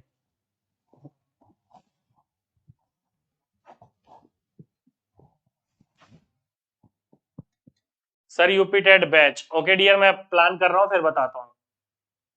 प्लीज बता दे सर। चलिए भाई बता देते हैं भाई, जब बच्चे कह रहे हैं तो बता ही देते हैं। चलिए देखिए दोस्तों, क्या है क्वेश्चन। 5 सितंबर को कोई चला था, ठीक है, और पहुंचा कितने बजे? 7 को। तो 3 दिन का सफर है। 3 दिन के सफर में हम कितने दिन का सफर लेते हैं? 2 दिन का। तो 2 दिन में कितने घंटे हुए? 48 घंटे। तीसरे दिन का हमने सफर क्यों नहीं लिया? क्योंकि तीसरे दिन का सफर आपको दे रखा है 4:45 पर ये पहुंच गया था। तो 4:45 इसको लिख लीजिए। तो हमने जब इसको जोड़ेंगे तो 52:45 होता है। क्यों? क्योंकि देखो दोस्तों, तीसरे दिन तो 4:45 पर ये पहुंच गया था ना, समय पूरा करेक्ट हमें दे ही रखा है, तो लेने की पूरी जरूरत नहीं है। लेकिन दोस्तों जो ये समय होता है इसको हम जमा करते हैं और जो चलता है उसको घटा करते हैं, यानी ये चला था इसको घटा करेंगे। क्यों? क्योंकि 21:15 पे चला था, उससे पहले तो ये खड़ा ही होगा ना, तो हम पूरे के पूरे समय को क्यों काउंट कर रहे हैं? तो 21:15 इसमें से घटा दीजिए। तो जब आप 45 में से 15 घटाओगे तो 30 हो जाएगा, 2 में से 1 घटाओगे तो 1 हो जाएगा, और 5 में से 2 घटाओगे तो 3 हो जाएगा। तो ये हो जाएगा दोस्तों 31.5। 31.5 को मैं ऐसे भी लिख सकता हूँ, और जब मैं आप इसको मल्टीप्लाई करूंगा तो ये 63/3 भी लिख सकता हूँ मैं इसको, 2 सॉरी, क्योंकि 31 और 2 कितना हो जाएगा? 2 एकम 2, 2 3 6, 62, और 62 1 63, और 63/2। तो मैं 63/2 भी लिख सकता हूँ इसको। अब देखो दोस्तों, टोटल डिस्टेंस क्या था? 1877। तो 1877 हमने लिया, इसको लिखा 63/2। सबसे नीचे वाली संख्या सबसे ऊपर जाती है, तो इसको हम लिख सकते हैं 1877 गुना 2 अपॉन में 63। बस इसको सॉल्व करना था। अब इसको सॉल्व करने पर क्या आंसर आ रहा है डायरेक्टली वो आपको बताना था। क्या था? डायरेक्टली आपको वो बताना। तो जल्दी से मुझे बताइए कितना आंसर आया। मल्टीप्लीकेशन करिए। 78 सॉरी 1877 को आप गुना करोगे किससे? 2 से, और फिर आपको भाग करना है किससे? 63 से। किससे भाग करना है? 63 से। जल्दी से बताइए क्या आएगा भाई, क्या आएगा जल्दी से बताइए। बच्चों ने मुझे आंसर बताया था क्या? 61.5 यही है क्या? 61.5 यही आंसर आ रहा है क्या?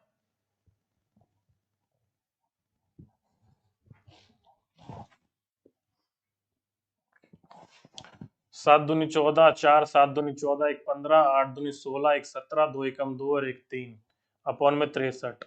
63 को आप इससे काटोगे तो 6 3 18, 1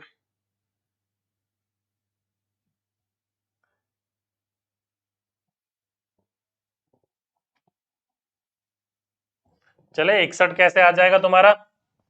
गलत है।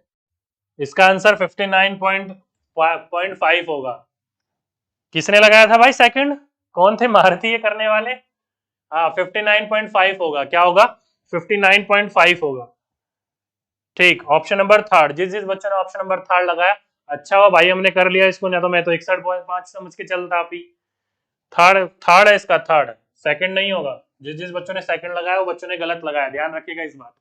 ठीक है, हाँ जी 59.5 इसका करेक्ट आंसर है। ठीक, समझ गए सभी? चलिए अब आगे चलते हैं। आगे बोल रखा है लावणी डैश का प्रसिद्ध लोक नृत्य है। तो दोस्तों आप सभी बच्चों को पता है, लावणी हो गया, तमाशा हो गया, ये कहाँ का एक नृत्य होता है? तो ये महाराष्ट्र के नृत्य होते हैं। कहाँ के? महाराष्ट्र के। तो ऑप्शन नंबर सेकंड, जिस जिस बच्चों ने इसका ऑप्शन नंबर सेकंड लगाया वो सभी के सही बच्चों ने बिल्कुल सही आंसर लगाया। पूछा जाए अगली बार लावणी के बारे में तो इस चीज के बारे में आप लोगों को पता होना चाहिए। ठीक, देखिए यहाँ पर आप कहा गया भाई, ये रहा लावणी और तमाशा, ये कहाँ के नृत्य? तो महाराष्ट्र के। कहाँ के? महाराष्ट्र के। तो डायरेक्टली पूछा जाएगा अगली बार फिर, तो इस चीज के बारे में आपको पता होना चाहिए। ओके, अगला क्वेश्चन, मध्य प्रदेश के बुंदेलखंड क्षेत्र में निम्नलिखित में से कौन सा लोकप्रिय नृत्य है? तो option number A, option number B, option number C या फिर ऑप्शन नंबर डी। कौन सा बच्चा बताएगा? जल्दी से बताइए। मध्य प्रदेश का जो क्षेत्र होता है उनमें किस किस प्रकार के नृत्य देखने को मिलते हैं? फटाफट बताइए। Option number A, option number B, option number C या फिर ऑप्शन नंबर डी। कौन सा बच्चा बताएगा? फटाफट बताइए। जल्दी से बताओ दोस्तों।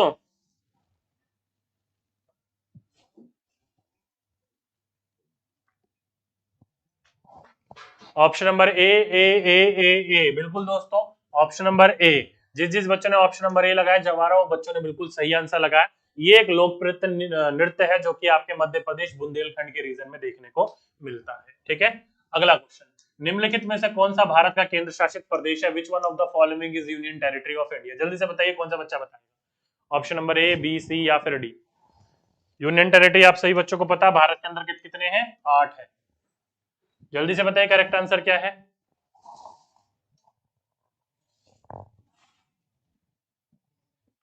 फटाफट बताइए दोस्तों।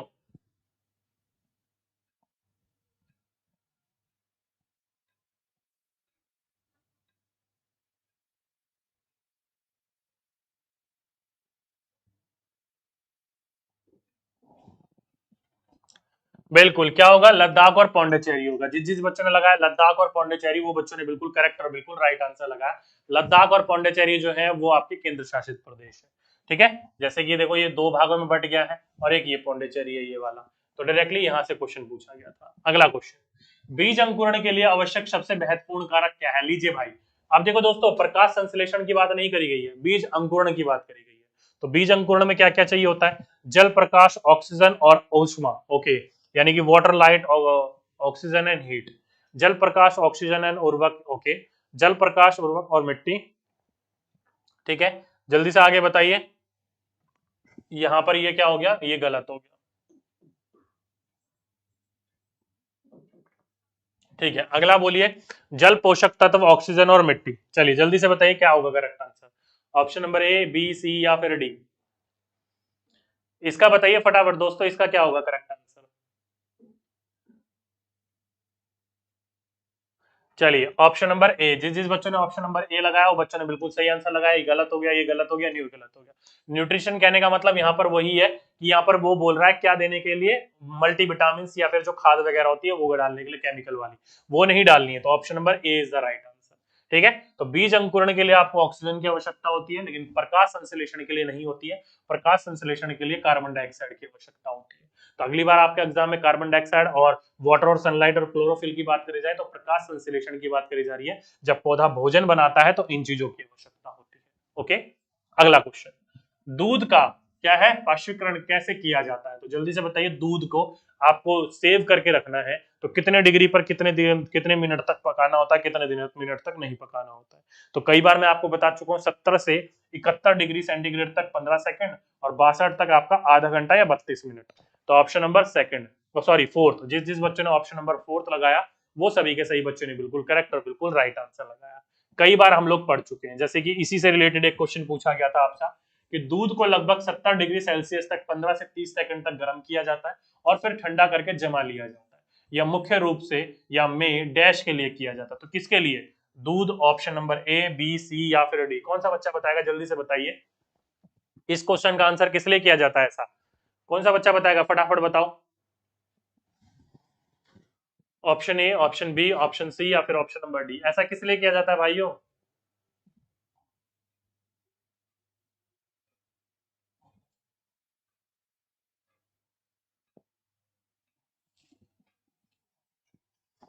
बिल्कुल, ऐसा किस लिए किया जाता है? दूध को सूक्ष्म जीवों से बचाने के लिए, जो दूध को खराब कर देते हैं उस चीज से बचाने के लिए। तो ऑप्शन नंबर बी। जिस जिस बच्चों ने इसका ऑप्शन नंबर बी लगाया, आप सही बच्चों को पता होना चाहिए कि दूध को क्या करते हैं? गर्म और ठंडा किस लिए? उबाल कर। किस लिए बचाने के लिए? सूक्ष्म जीवों को नष्ट होने से उसको बचाने के लिए उसको किया जाता है। ठीक है, तो ऑप्शन नंबर जिस जिस बच्चों ने सेकंड लगाया वो बच्चों ने बिल्कुल करेक्ट आंसर लगाया। ठीक, अगला क्वेश्चन, राष्ट्रीय पाठ्यचर्या रूपरेखा 2005 के अनुसार निम्नलिखित में से कौन सा कथन ईवीएस के सीखने सिखाने का वर्णन करता है? तो चार है और ये चार ऑप्शन है, तो जल्दी से बताइए। पर्यावरण से ज्ञान और कौशल की प्राप्ति, अधिगमकर्ताओं के बीच विचार और कौशल का साझा करना, पोषित की जा रही जानकारी प्राप्त करना और अधिगमकर्ता द्वारा ज्ञान का सक्रिय निर्माण। तो ऑप्शन नंबर डी तो बिल्कुल होगा ही होगा। किसी भी प्रकार के कथन को सीखने का वर्णन करने के लिए सबसे ज्यादा जरूरी क्या है कि जो भी हमारा लर्नर है उसको एक्टिव रखना। क्या रखना? एक्टिव रखना। तो डी तो आपका होगा ही होगा। तो देखो दोस्तों, ये ठीक है, ये ठीक है और ये भी ठीक होगा ही होगा। बच गए बाकी तीन ऑप्शन। तो देखो दोस्तों, कभी भी किसी भी प्रकार की ये जो होती है पोषित जानकारी प्राप्त करना, ये गलत है। कभी भी हम रटने के ऊपर, याद करने के ऊपर या फिर इंफॉर्मेशन देने की बात नहीं करते हैं। तो सी गलत हो गया, यानी ये गलत हो गया, ये गलत हो गया। तो ऑप्शन नंबर ये ही बचा। तो ऑप्शन नंबर डी, जिस जिस बच्चों ने इसका डी लगाया वो बच्चों ने बिल्कुल करेक्ट और बिल्कुल राइट आंसर लगाया। क्या लगाया? D is the right answer. ठीक है, हाँ जी, ध्यान रखिएगा, क्वेश्चन पूछा जाए तो आपको पता होना चाहिए। नीता जो है वो आंध्र प्रदेश जाती है और वहां 2 साड़ियां खरीदती है जो कि विशेषकर रूप से वहीं बनाई जाती है। क्या कहलाती है?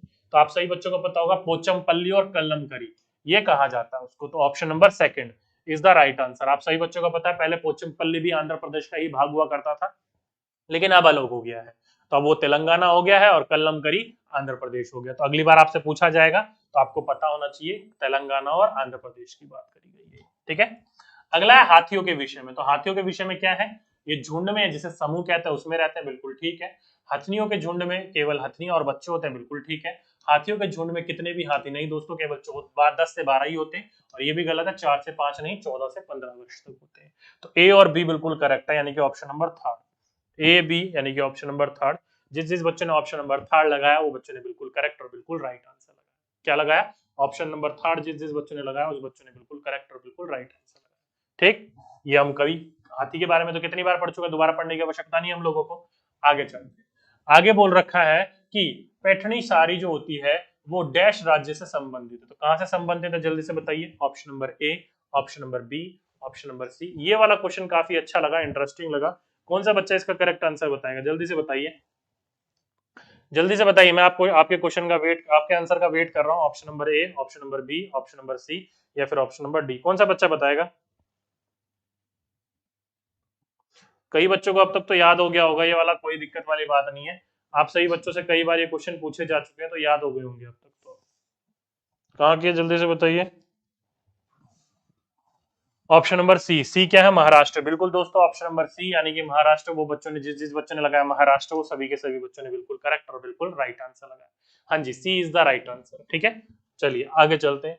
आगे बोल रखा है कुड़ुकू भाषा में तोरंग का क्या अर्थ होता है, जल्दी से बताइए। जो कुड़ुकू लैंग्वेज होती है, झारखंड के लोगों के द्वारा बोली जाती है, इसका तोरंग का मतलब क्या होता है, डायरेक्टली आपसे ये पूछा गया है। तो कौन सा बच्चा बताएगा, जल्दी से बताइए। Option number A, option number B, option number C या फिर ऑप्शन नंबर डी, जल्दी से बताइए दोस्तों। बिल्कुल, जिस जिस बच्चों ने इसका आंसर लगाया वन यानी कि जंगल, वो बच्चों ने बिल्कुल करेक्ट और बिल्कुल राइट आंसर लगाया फॉरेस्ट। तोरंग का मतलब क्या होता है? तो तोरंग का कुड़ुकू लैंग्वेज में, झारखंड में जो बोली जाती है, उसका मतलब होता है जंगल। जैसे कि ये देखो, सूर्यमणि का तोरंग, तोरंग का अर्थ क्या होता है? तो तोरंग का जो नाम रखा गया कुड़ुकू लैंग्वेज में, उसको क्या कहा जाता है? जंगल, वन, कुछ भी बोल सकते हो। ठीक है, अगला क्वेश्चन, सही कथन पहचानिए। तो भाई ये 4 कथन दिए गए और सही कथन की पहचान करने की बात करी जा रही है। पहचानिए। पहला, सब्जियों को काटने या छीलने से पहले धोना चाहिए। विटामिन से युक्त भोजन को ठीक से पकाना चाहिए और चावल और गेहूं को पकने से पहले उसे कई बार धोना चाहिए और सब्जी को पकाने में पानी का अत्यधिक उपयोग किया जाना चाहिए। तो सीधी सीधी सी बात है, सब्जियों को काटने और छीलने से पहले क्या कर लेना चाहिए? साफ कर लेना चाहिए, धो लेना चाहिए, ना कि धोने के बाद काटना चाहिए। पहले हमें छील और काटने से पहले ही धो लेना चाहिए। तो ऑप्शन नंबर ए, जिस जिस बच्चों ने इसको ऑप्शन नंबर ए लगाया, करेक्ट और राइट आंसर लगाया। ठीक है, अगला क्वेश्चन, अपने खेतों में अत्यधिक उपज प्राप्त करने के लिए कोई किसान उर्वरकों और पेस्टिसाइडों का क्या कर रहा है? अधिकांश में उपयोग कर रहा है। तो खेतों में बार बार धान की फसल उगा रहा है, उसका यह व्यवहार उसके खेत की मृदा के लिए क्या होगा? Option number A, B, C या फिर डी, क्या होगा करेक्ट आंसर, जल्दी से बताइए। बिल्कुल, जिस जिस बच्चों ने लगाया इसका ऑप्शन नंबर फोर्थ, क्या होगा? आपका अत्यंत किसी भी फसल उगाने के लिए अनुपयुक्त बन जाएगा, यानी कि जमीन अनफिट हो जाएगी किसी भी प्रकार की उपज प्राप्त करने के लिए, और वो क्या हो जाएगा? बंजर हो जाएगी। क्या हो जाएगी? बंजर। जैसे कि आप यहाँ पर देख रहे हो कि उफ क्या बदबू थी, हसमुख का काफी पैसा इनमें खर्च होने लगा, नहर का पानी कम हो रहा था, हसमुख के गांव के सभी ने अपने अपने पंप लगाकर जमीन से बहुत नीचों से खूब पानी खींचा, खर्चे पर खर्चा, मुनाफे का पैसा बैंक के कर्जों में कटने लगा। मुनाफा भी क्या, जब सभी लोग कपास की खेती करते तो कपास की कीमत भी कम मिलती। एक ही तरह की फसल बार बार उगाने से और दवाइयों के जैसे जमीन की जान ही खींच ली हो। तो क्या कर लिया? जमीन की जान खींच ली। जान खींच ली मतलब बंजर हो गई है। तो जिस जिस बच्चों ने ऑप्शन नंबर फोर्थ लगाया वो बच्चों ने बिल्कुल करेक्ट और बिल्कुल राइट आंसर लगाया। ठीक है, चलिए अगला, 3 खाद्य पदार्थों का एक ऐसा समूह जो क्या है, कौन सा है, जिसके प्रत्येक सदस्य में लौह तत्व जो है प्रचुर मात्रा में। आप सही बच्चों को पता है, जब भी किसी बच्चों का एनीमिया का शिकार होता है वो, तो उसके शरीर के अंतर्गत खून की कमी हो जाती है, और खून की कमी होगी तो हीमोग्लोबिन नहीं बन रहा। हीमोग्लोबिन मतलब आयरन की कमी है। आयरन की कमी को प्राप्त करने के लिए उसको ज्यादातर आयरन से भरपूर खाने को दिया जाता है। जैसे कि पालक, गुड़ और आंवला, जैसे कि हरी पत्ती सब्जियां, गुड़ और आंवला, तो इसमें जो होती है आयरन की मात्रा भरपूर मात्रा में होती है। तो ऑप्शन नंबर फर्स्ट, जिस जिस बच्चों ने इसको ऑप्शन नंबर फर्स्ट लगाया वो बच्चों ने बिल्कुल करेक्ट और बिल्कुल राइट आंसर लगाया। ठीक है, जैसे कि देखिए एनीमिया क्या है, डॉक्टर ने कहा कि खून में हीमोग्लोबिन या आयरन की कमी है, तो डॉक्टर ने एक ताकत की दवाई दी, साथ ही साथ में गुड़, आंवला और हरी पत्तीदार सब्जी खाने का सलाह दी, तब जाकर उसकी खून की कमी को पूरा किया जा सकता है। ठीक, अगला क्वेश्चन, नीचे दिए गए किस रोग के प्रकरण में डॉक्टर रोगी को गुड़, आंवला और हरी पत्तीदार सब्जी वाली सब्जियां खाने के लिए कहेगा? तो अभी अभी हमने बात करी एनीमिया की, तो एनीमिया रोग के अंतर्गत जो भी आपका डॉक्टर है वो उस व्यक्ति को गुड़, आंवला और हरी पत्तीदार सब्जी खाने के लिए कहेगा, क्योंकि इसी रोग के अंतर्गत हीमोग्लोबिन की कमी यानी कि आयरन की कमी होती है, इसी वजह से उसको ये खाने के लिए कहता है गुड़, आंवला और हरी पत्तीदार सब्जी। ठीक है, अगला प्रश्न, हाथियों के बारे में नीचे दिए कथन, तो ये 4 कथन दिए गए हैं, ये 4 ऑप्शन दिए गए हैं। हाथी के बारे में तो हम लोग पढ़ पढ़ के यार बोर हो गए है ना। एक झुंड में 20 से 25 गलत है, 4 से 5 वर्ष की आयु तक झुंड में रहते हैं, गलत है, एक बड़ा हाथी एक दिन में 100 किलो से अधिक पत्तियां खा लेता है, ठीक है, किसी हाथी के झुंड में सबसे बुजुर्ग हथनी उसकी सबसे फैसला लेती है, बिल्कुल ठीक है, सी और डी यानी कि ऑप्शन नंबर थर्ड। तो जिस जिस बच्चों ने ऑप्शन नंबर थर्ड लगाया वो बच्चों ने बिल्कुल करेक्ट और बिल्कुल राइट आंसर लगाया। जैसे कि हम पढ़ चुके हैं पहले भी, एक वयस्क हाथी दिन में कितनी पत्तियां, 100 किलो से ज्यादा पत्तियां खा लेता है, और झुंड में जो सबसे बुजुर्ग हथनी होती है वो पूरे के पूरे झुंड का क्या करती है, नेतृत्व करती है। ठीक, चलिए आगे चलते, आगे बोला गया पोचमपल्ली एक शहर है जहाँ के अधिकांश परिवार बुनकर का कार्य करते हैं, एक विशेष प्रकार के वस्त्र जिसे बुनते हैं उसे पोचमपल्ली कहते हैं, शहर जहाँ सुंदर चमकदार रंगों की साड़ियां बनती हैं, जिस राज्य का वो भाग है वो कौन सा राज्य है, तो वो है तेलंगाना। क्या है, तेलंगाना। हमने अभी अभी बात करी थी, क्वेश्चन रिपीट हुआ ये वाला, तो Telangana is the right answer. जिस जिस बच्चों ने तेलंगाना लगाया वो बच्चों ने बिल्कुल करेक्ट आंसर लगाया। ठीक है, क्योंकि अभी तक हम यही बात कर रहे थे, कहाँ का है ये, तेलंगाना राज्य का पोचमपल्ली कस्बा है। ठीक, अगला क्वेश्चन, ओजोन जो परत है वो नष्ट होने का मुख्य कारण क्या है? लीजिए भाई जल्दी से बताइए, ओजोन जो परत है वो किस कारण की वजह से नष्ट हो रही है? ये अच्छा क्वेश्चन है, फटाफट बताइए, कौन सा बच्चा बताएगा? ओजोन जो परत है हमारी, आप सभी बच्चों को पता है यूवी किरणों से हमारी बचत कर रक्षा करती है, तो ओजोन परत का नष्ट होने का कारण क्या है? कौन सा बच्चा बताएगा? Option number A, option number B, option number C या फिर ऑप्शन नंबर डी? जल्दी से बताइए, ए, बी, सी या फिर डी? नहीं, इसका बताइए, वो तेलंगाना तो आप लोगों ने सही बताया, ये बताइए। बिल्कुल CFC, जिसको आप क्लोरोफ्लोरोकार्बन भी कहते हो, वो बिल्कुल सबसे ज्यादा क्षति पहुंचाता है, तो ऑप्शन नंबर ए। जिस जिस बच्चों ने ऑप्शन नंबर ए लगाया क्लोरोफ्लोरोकार्बन, वो बच्चों ने बिल्कुल करेक्ट और बिल्कुल राइट आंसर लगाया। ठीक है, अगला क्वेश्चन, तरुण भारत संघ एक ऐसी संस्था है जो कि जल के संरक्षण के लिए कार्य करती है, और इस संस्थान की प्रधान निम्न में से क्या एक सही विकल्प को चुनिए? तो आप सभी बच्चों को पता है तरुण भारत संघ जो है शिक्षा मंत्रालय में काम किया करते थे, वहां से उन्होंने काम छोड़कर डायरेक्टली जो पानी की किल्लत से लोग गुजर रहे हैं उनकी पूरी करने के लिए राजेंद्र सिंह ने एक संस्था खोली जिसका नाम था तरुण भारत संघ, तो ये जो थे उसके हेड थे, तो ऑप्शन नंबर सी। जिस जिस बच्चों ने ऑप्शन नंबर सी लगाया वो बच्चों ने बिल्कुल करेक्ट और बिल्कुल राइट आंसर लगाया। ठीक, जैसे कि मैंने आपको काफी बार पढ़ा रखा है ये वाला राजेंद्र सिंह वाला, ये जो है जल संरक्षण के अभियान से जुड़े हुए। ओके, अगला क्वेश्चन, सामान्यतः डल झील में पाए जाने वाले पानी वाले घर, हाउस बोट और कई बड़े घरों के अंदर की छतों पर लकड़ी के सुंदर नकाशी होती है, इनमें एक खास डिजाइन जिक्सो पजल जैसा दिखता है को कहा जाता है, तो क्या कहा जाता है? जल्दी से बताइए, option number A, option number B, option number C या फिर ऑप्शन नंबर डी? कौन सा बच्चा बताएगा? फटाफट बताइए। बिल्कुल, जो भी घर के अंदर ये डिजाइन बना रहता है इसको खत्म बंद कहा जाता है। क्या कहा जाता है? खत्म बंद कहा जाता है। एक जिक्सो पजल जैसा होता है, जैसे कि आप ये देख रहे हो, ये हाउस बोट या कई बड़ों घरों के अंदर देखने को मिलता है, जो कि क्या कहा जाता है? खत्म बंद कहलाता है ये। तो जिस जिस बच्चों ने ऑप्शन नंबर सेकंड लगाया वो सभी के सही बच्चों ने बिल्कुल करेक्ट और बिल्कुल राइट आंसर लगाया। ठीक, अगला क्वेश्चन, यदि आप दिल्ली यूटी में स्थित है और भारत के मानचित्र पर दिल्ली और मुंबई के बीच में एक सीधी रेखा खींचते हैं, तो किस केंद्र शासित प्रदेश या राज्य से गुजरने की संभावना रखते हैं? तो देखिए दोस्तों, कहां से गुजर रहा है? ये है दिल्ली, और कहां खींच रहा है भाई? मुंबई महाराष्ट्र, यानी कि यू। ठीक है, तो किस किस से गुजरने की ये बात कर रहा है? तो हरियाणा, राजस्थान, गुजरात, पंजाब, एमपी। एमपी से कहां गुजरेगा भाई? गलत हो गया। साथ ही साथ में आपका पंजाब गलत हो गया, पंजाब गलत हो गया, तो ये रहा ऑप्शन नंबर ए।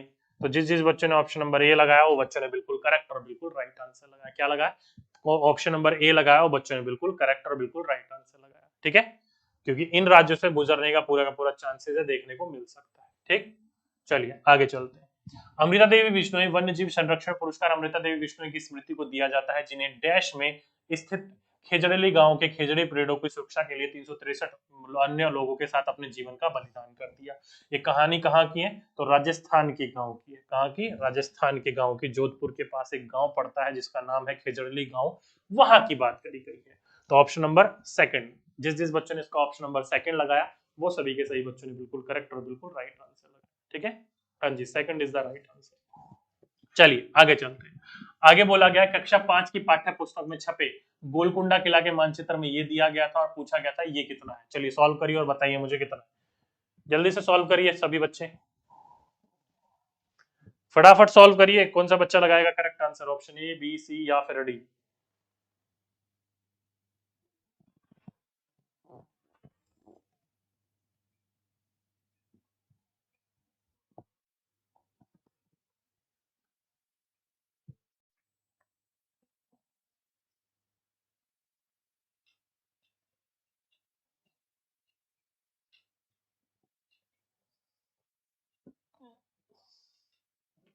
फिफ्टीन पॉइंट बासठ यानी कि ये option number first. Option number first जिस जिस बच्चों ने लगाया देखिए, सीधी सी बात है दोस्तों, 1 इज इक्वल टू में 110 है तो 13.7 पूछा गया था, मल्टीप्लाई कर दो इससे। तो 1 3 7 1 1 7 3 1 7 3 1 7 0 1 4 5 1। ठीक, तो कैसे कर दिया भाई तुमने? तो यहाँ पर आप जीरो लगाओगे तो जीरो और ये पॉइंट, तो ये 1.507 हुआ ना, तो 1.507 ये होगा ना मेरे भाई। Third is the right answer होगा ना, क्या होगा? Third is the right answer. हाँ जी, third is the right answer. जिस जिस बच्चों ने थर्ड लगाया वो बच्चों ने बिल्कुल करेक्ट और बिल्कुल राइट आंसर लगाया। क्या होगा? Third is the right answer. हाँ जी, 1.507। चलिए आगे चलते हैं। भारत में स्वच्छ भारत अभियान का कब लॉन्च हुआ था? तो आप सभी बच्चों को पता होना चाहिए ये। तो ये 2 अक्टूबर को लॉन्च किया गया था गांधी जी के 150वें वर्षगांठ के ऊपर। कब? तो सन 2014 में। तो जिस जिस बच्चों ने ऑप्शन नंबर सन 2014 लगाया वो सभी के सही बच्चों ने बिल्कुल करेक्ट और बिल्कुल राइट आंसर लगाया, ऑप्शन नंबर ए। ठीक है, हाँ जी आगे चलते हैं। जैसे कि आप यहाँ पर देख सकते हो गांधी जी के 150वें वर्षगांठ के अंतर्गत स्वच्छ भारत अभियान की शुरुआत की गई थी। तो ये कब की गई थी? 2 अक्टूबर सन 2014 में की गई थी। ठीक है, चलिए आगे चलते हैं। अगला क्वेश्चन, डार्की माई का संबंध भारत के किस राज्य से? तो आप सभी बच्चों को पता है डार्की माई ने जो राजेंद्र सिंह थे उनका तरुण भारत संघ था, उनसे मदद ली थी अपने गांव के अंतर्गत क्या करवाने के लिए? पानी की किल्लत से जो लोग गांव छोड़ छोड़ कर जा रहे थे उन पानी की किल्लत को दूर करने के लिए। तो कहाँ की बात है ये? तो ये सीधी सी बात है दोस्तों, आपकी कहाँ की जिले की बात है? अलवर जिले की बात है। कहाँ की? अलवर जिले की। अब अलवर जिला कहाँ पड़ता है दोस्तों? गुजरात में, राजस्थान में, झारखंड में या कर्नाटका में? जल्दी से बताइए। बिल्कुल राजस्थान के अलवर जिले की बात है। तो option number second is the right answer. जिस जिस बच्चों ने सेकंड लगाया वो बच्चों ने बिल्कुल करेक्ट और बिल्कुल राइट आंसर लगाया। जैसे कि देख सकते हो राजस्थान के अरवल जिले के एक गांव में रहने वाली थी कौन?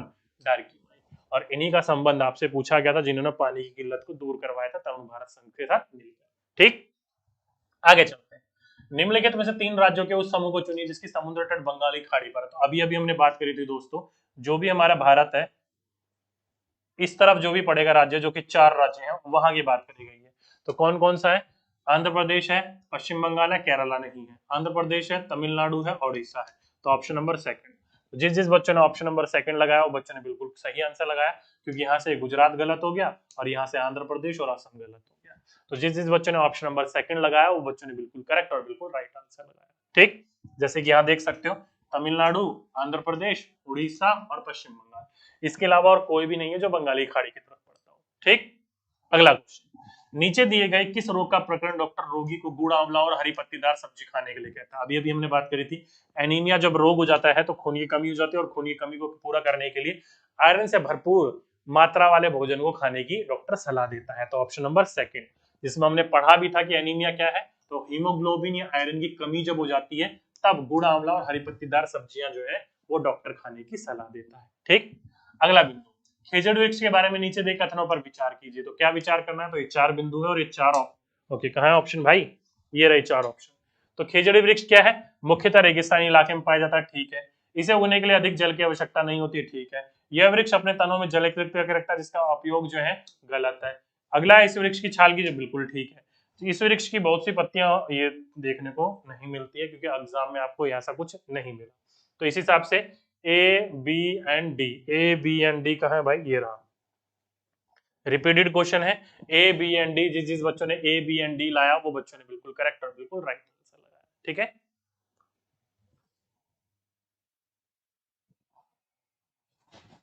चलिए आगे चलते हैं। जैसे कि हमने खेजड़ी वृक्ष के बारे में पढ़ लिया, यह वृक्ष जो है रेगिस्तानी इलाके में पाया जाता है, जो कि हमने अभी भी पढ़ा था, दोबारा रिपीट करने की तो कोई आवश्यकता है नहीं है मुझे लगता है। आगे चलते हैं, निम्नलिखित में से गेहूं से क्या बनाया जा सकता है, तो जल्दी से बताइए गेहूं से क्या, गेहूं का इस्तेमाल करके आप लोग क्या बना सकते हो। Option number A, B, C या फिर डी। सीधी सीधी सी बात है, ऑप्शन नंबर ए, ब्रेड, चपाती और बिस्किट, इन्हीं से ही बनता है। किससे, गेहूं से आटा बनता है और आटे से हम लोग इसी का ही निर्माण कर सकते हैं। ठीक है, अगला क्वेश्चन, गेहूं के आटे से चपाती बनाने के सही क्रम को पहचानिए। तो लीजिए भाई, क्रम है, आप लोग पहचानिए, मैं भी पहचानता हूं।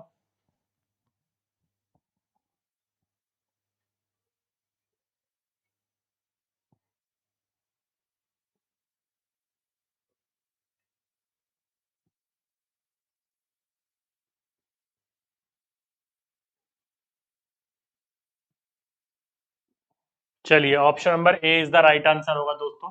आटे को गूंथ कर आटे की छोटी छोटी लोइयां बना ली जाती है और लोइयों को बेलकर आग के तवे के ऊपर सेका जाता है।